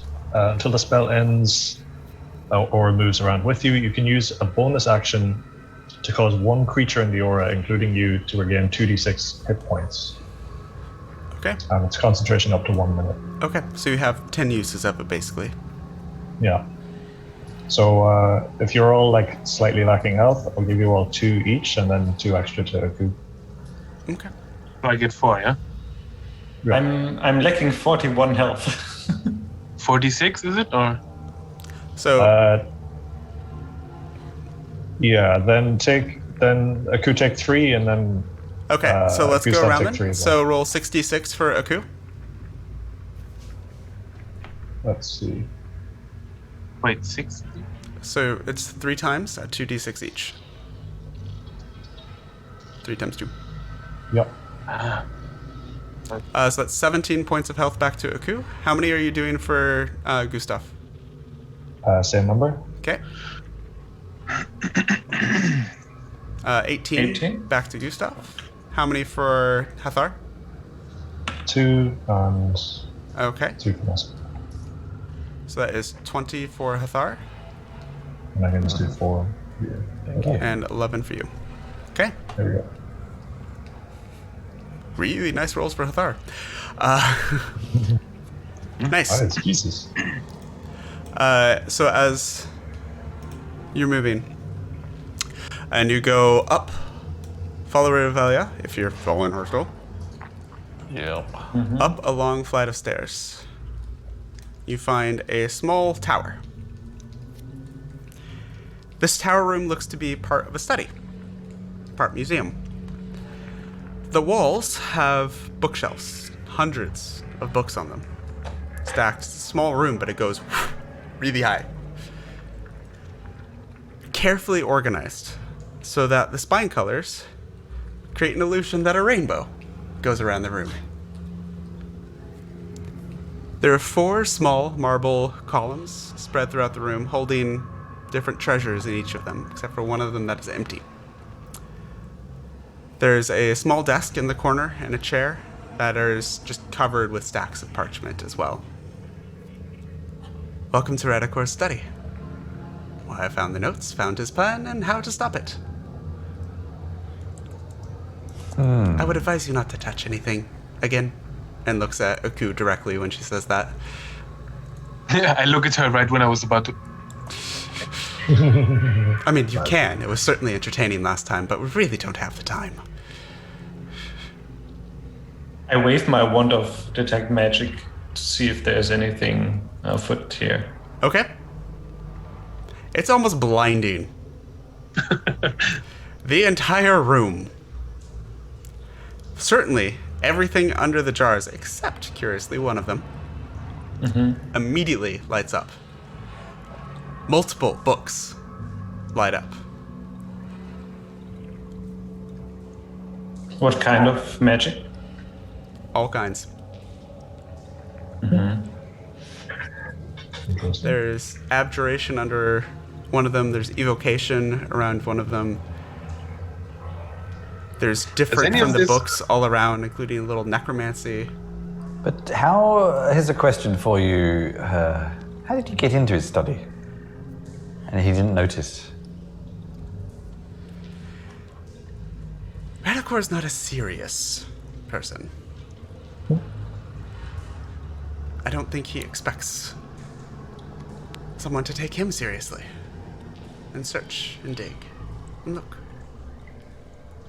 Does any You of also this? have a slight concern that maybe it was too easy for you to get in here? You weren't here the first time. Fair enough. Other Hydra? Oh, the Hydra's mine. Ooh. Oh, Well, the Hydra's been here for a while. I take care of it. Okay. And these tears, where are they now? I don't think I'll be telling you that. You can take those over there. Those are fake. And she points to one of the 4 bell jars, the one that did not glow when you did detect magic. And there is a fake set of what look like glowing pearls So here's what's puzzling me. If she says she has the tears and her opponent is already doing the ritual with the tears, are there more than one set of tears? No, the opponent doesn't have any sets of tears. She found a book that says that the tears will interrupt the spell. What probably happened is it's a fake book, so it's the plan of this other guy, Raditar, or whatever his name is, Radicor, from all along for her to bring the tears. Yeah. Or he doesn't know, and it's like accidentally she's bringing the tears. Garen's gonna like look at the other set of tears and just sort of say to himself, "Oh yeah, this will be useful to get to know them." And he pockets them all away. Maybe even like trying to do it stealthily. Okay. So make a sleight of hand check for me, please. Yeah. 17. 17. Yeah. You casually lift the bell jar. You have a set of pearls. They're nice. They're pearls. They're not magical, but they're pearls. I also cast locate object to find the actual set. Yeah, now that you've seen what they look like, you could do exactly that. And they're on Revelia's person. She's carrying Online. 3, 2, 1, initiative. if you want to. What I actually want to do, Peter, is to swap them. I wonder how much, where are they on her person? They appear to be in an inner pocket. I mean, it's hard to get an exact, like, to the centimeter Sure. but it's somewhere upper chest. Yeah. So she is in heavy armor. So you gather it's either in a hidden, like, access, something beneath the breastplate, or maybe there's a pouch that's just kind of tucked underneath the neck somewhere. But it's on her where it's hard to get. It's not impossible, but it is hard. Are you relaying that information telepathically? Yeah, I think I said to the others. Yeah, you're a paladin, though. I just want to. I will hex her. She's not going to be aware of Okay. it if I hex. Okay. Yeah. I was going to say I could charm her as well, but yeah. Hex against. What's good against? You would know perception is wisdom. Wisdom, yeah. I hex her against wisdom. Okay. So that is disadvantage on those, yeah? On wisdom checks, yeah. Okay. Just as a precautionary measure. Does it say in the spell that it is not, they are unaware? I asked you. It doesn't. Oh, I thought you were making a statement, not asking a question.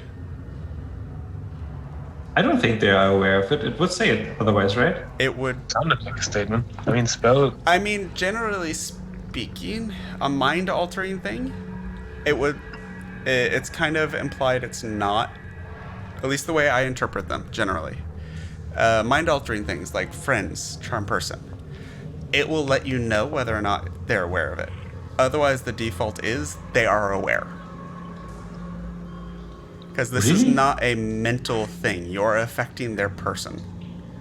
You've chosen a mental trait, but you are affecting their person, not their attitude towards something. Like, they will know that it would be kind of like suddenly being slightly tipsy, is the way I would imagine this as far as, like, wanting to affect perception. It's more of a curse, I would say, but yeah, sure. Then I'm gonna, at least for right now, I'm gonna roll that, yeah, she would know. Then I don't cast it. Okay. Understood. Garen, what you doing? I like the idea, that's what I'm gonna roll on that for now. Fuck it, rule of cool. Yeah, you can do it. Because I want to see if this works. So yeah, sure, Hex doesn't realize it, or at least it's not a strong enough effect for her to notice immediately. We'll say that. Just as a precaution, I get ready for battle. I mean, Okay. I'm not drawing any weapons, but I'm kind of preparing for shit to happen. Garen, are you doing anything? I need to say to the others first, I can't do this alone. We need to make a distraction. We need to do something. Distraction, eh?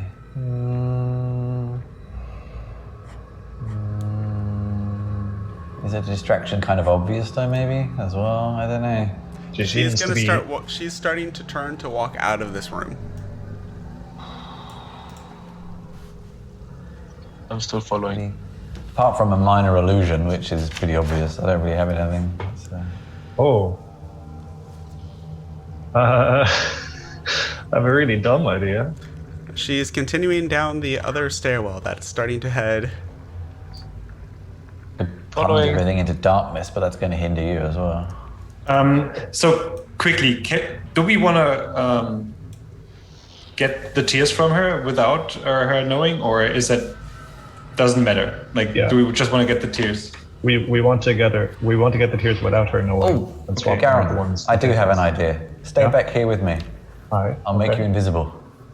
Oh. Okay. Well, that'd be kind of obvious as well, because you're just not there anymore. I don't know. Oh, well, I mean, she's turned around the corners. For all she knows, you're... Okay. Yeah, how about that? Yeah. Let's go for it. I pull out a small package of like dust and stand back because I don't necessarily want to be invisible myself right now and blow it on you. And you are invisible for 8 minutes. There you go. Okay. Go for it. I will then, my aim is to actually misty step to like someplace like up here ahead of her. I say telepathically to Hithar, distract her at the right moment. My goal is when she's close, fucking just swap these little things to her breast pocket. So move yourself to where you're going. Okay. Does someone have guidance? Here's what happens. Here's what happens. Idea for a distraction as well. I've got an idea for distraction. Why the hell? For some reason, every time I click reveal area, it decides to hide it instead. Anyways, so you show up into this area of tower here. And you're suddenly floating. Like gravity doesn't exist here. In this little pocket of space. And as Revelia steps forward towards the space, it's pretty through here, but just do be careful. It's odd. And she steps forward, starts floating. In that case, and I'm just going to continues on forward like she's on a levitate spell. I fly into her with my broom because I pretend to not be familiar with this sort of gravity. It's like, oh, excuse me. No. I'm doing swimming motions. Swap. You're behind them at the moment. Well, behind. It's only in this little like 3x3 square area. It's not the whole hallway. It is only in this tower. As you step into it, it is a large crumbling tower. And it's almost beautiful. Like there's these little bits of light being reflected in the air, like dust made of... You realize as you look closer, it's made of what looks like bits of diamond dust. But you are floating. You have a fly speed officially. And seeing Revelia move through, it kind of gives you the clue that, yeah, you can probably control it too. As you are now invisible. Yeah. So if we bump into her accidentally, would that create a diversion? Potentially. So here's the thing. I just on purpose like bump into the walls and stuff to. Okay. Everyone starts hitting. So you're in the tower then as well. To create a distraction. Yeah. Okay. So here's the thing. Like I said, there's glittery diamond dust everywhere. You are invisible, not non-existent. So while normally, on a stealth check to do this, I would give you advantage because you're invisible. You're effectively in a non-magical, magical fairy fire. It's Worst weird. timing ever. So, make a stealth check. Just flat. But Worst timing ever. This could not go wrong at all. I'd like to just do something whilst he's doing this, if that's okay. 13. Okay, what are you doing? I'd like to teleport to here through it so I can be there to block passageway if need be. 13. Yep. So you start to stealthily move towards her. So you reach for where you know the items be? Make a sleight of hand check for me, please. oh god. Why did we decide the paladins should do this? Yeah. Oh. As you are coming closer and reaching your hand down, faster than you could imagine, she just reaches up, grabs your wrist, and tosses you into a wall. Ooh. Our move. Clever. Dumb also, but clever. What happened? She just turns to look at you. However, if you can be that distracting and annoying to Radicor here in just a few minutes, then we'll be lovely. Damn it. And she just continues on forward. Fine. Can we just kill her? I say telepathically. Might take a while. She's obviously an evil spellcaster, so I don't know what we are waiting for, actually. So far, she has led us through a room with a magical not done door, a anything particularly evil, so- 10-headed hydra, a jackal. So she has been very helpful so far, I would say. We could have taken care of that. Yeah, but we are in a hurry. And you will figure out what you're going to do next week. Because we are at 10 o'clock, and I want to stop it here. Yep. As you have as Revelia kind of shoves her way past Hathar. Pardon me, I will Please lead. do. Do a sleight of handshake if you can get it. I was actually tempted to just, when that happened, plunge the whole room into darkness, just to kind of cause even more chaos. Certainly do that if you wish. I don't know. He wasn't But it was really still kind of affected by obvious. the other darkness thingy, so I'm not sure if that would work. I always leave it for now. I think she realizes what you were trying to do. It's too late. It's a nice idea, but She will remember that. Didn't seem to I have care. more of that powder. I have more of We that have powder if actual need To be fair, He disliked that. she did not really start out trusting you. Oh, but we're so trustworthy. Not really. Sure. We're So, using a paladin to try and steal next something week. off a person. we will be back with more of The Three Faces of Night by Zeke Gonzalez. You can find him on Twitter at Fantasy Ecology. And again, this is part of a set of little adventures that all center around a different unique lich. They haven't even found this one yet. So yeah.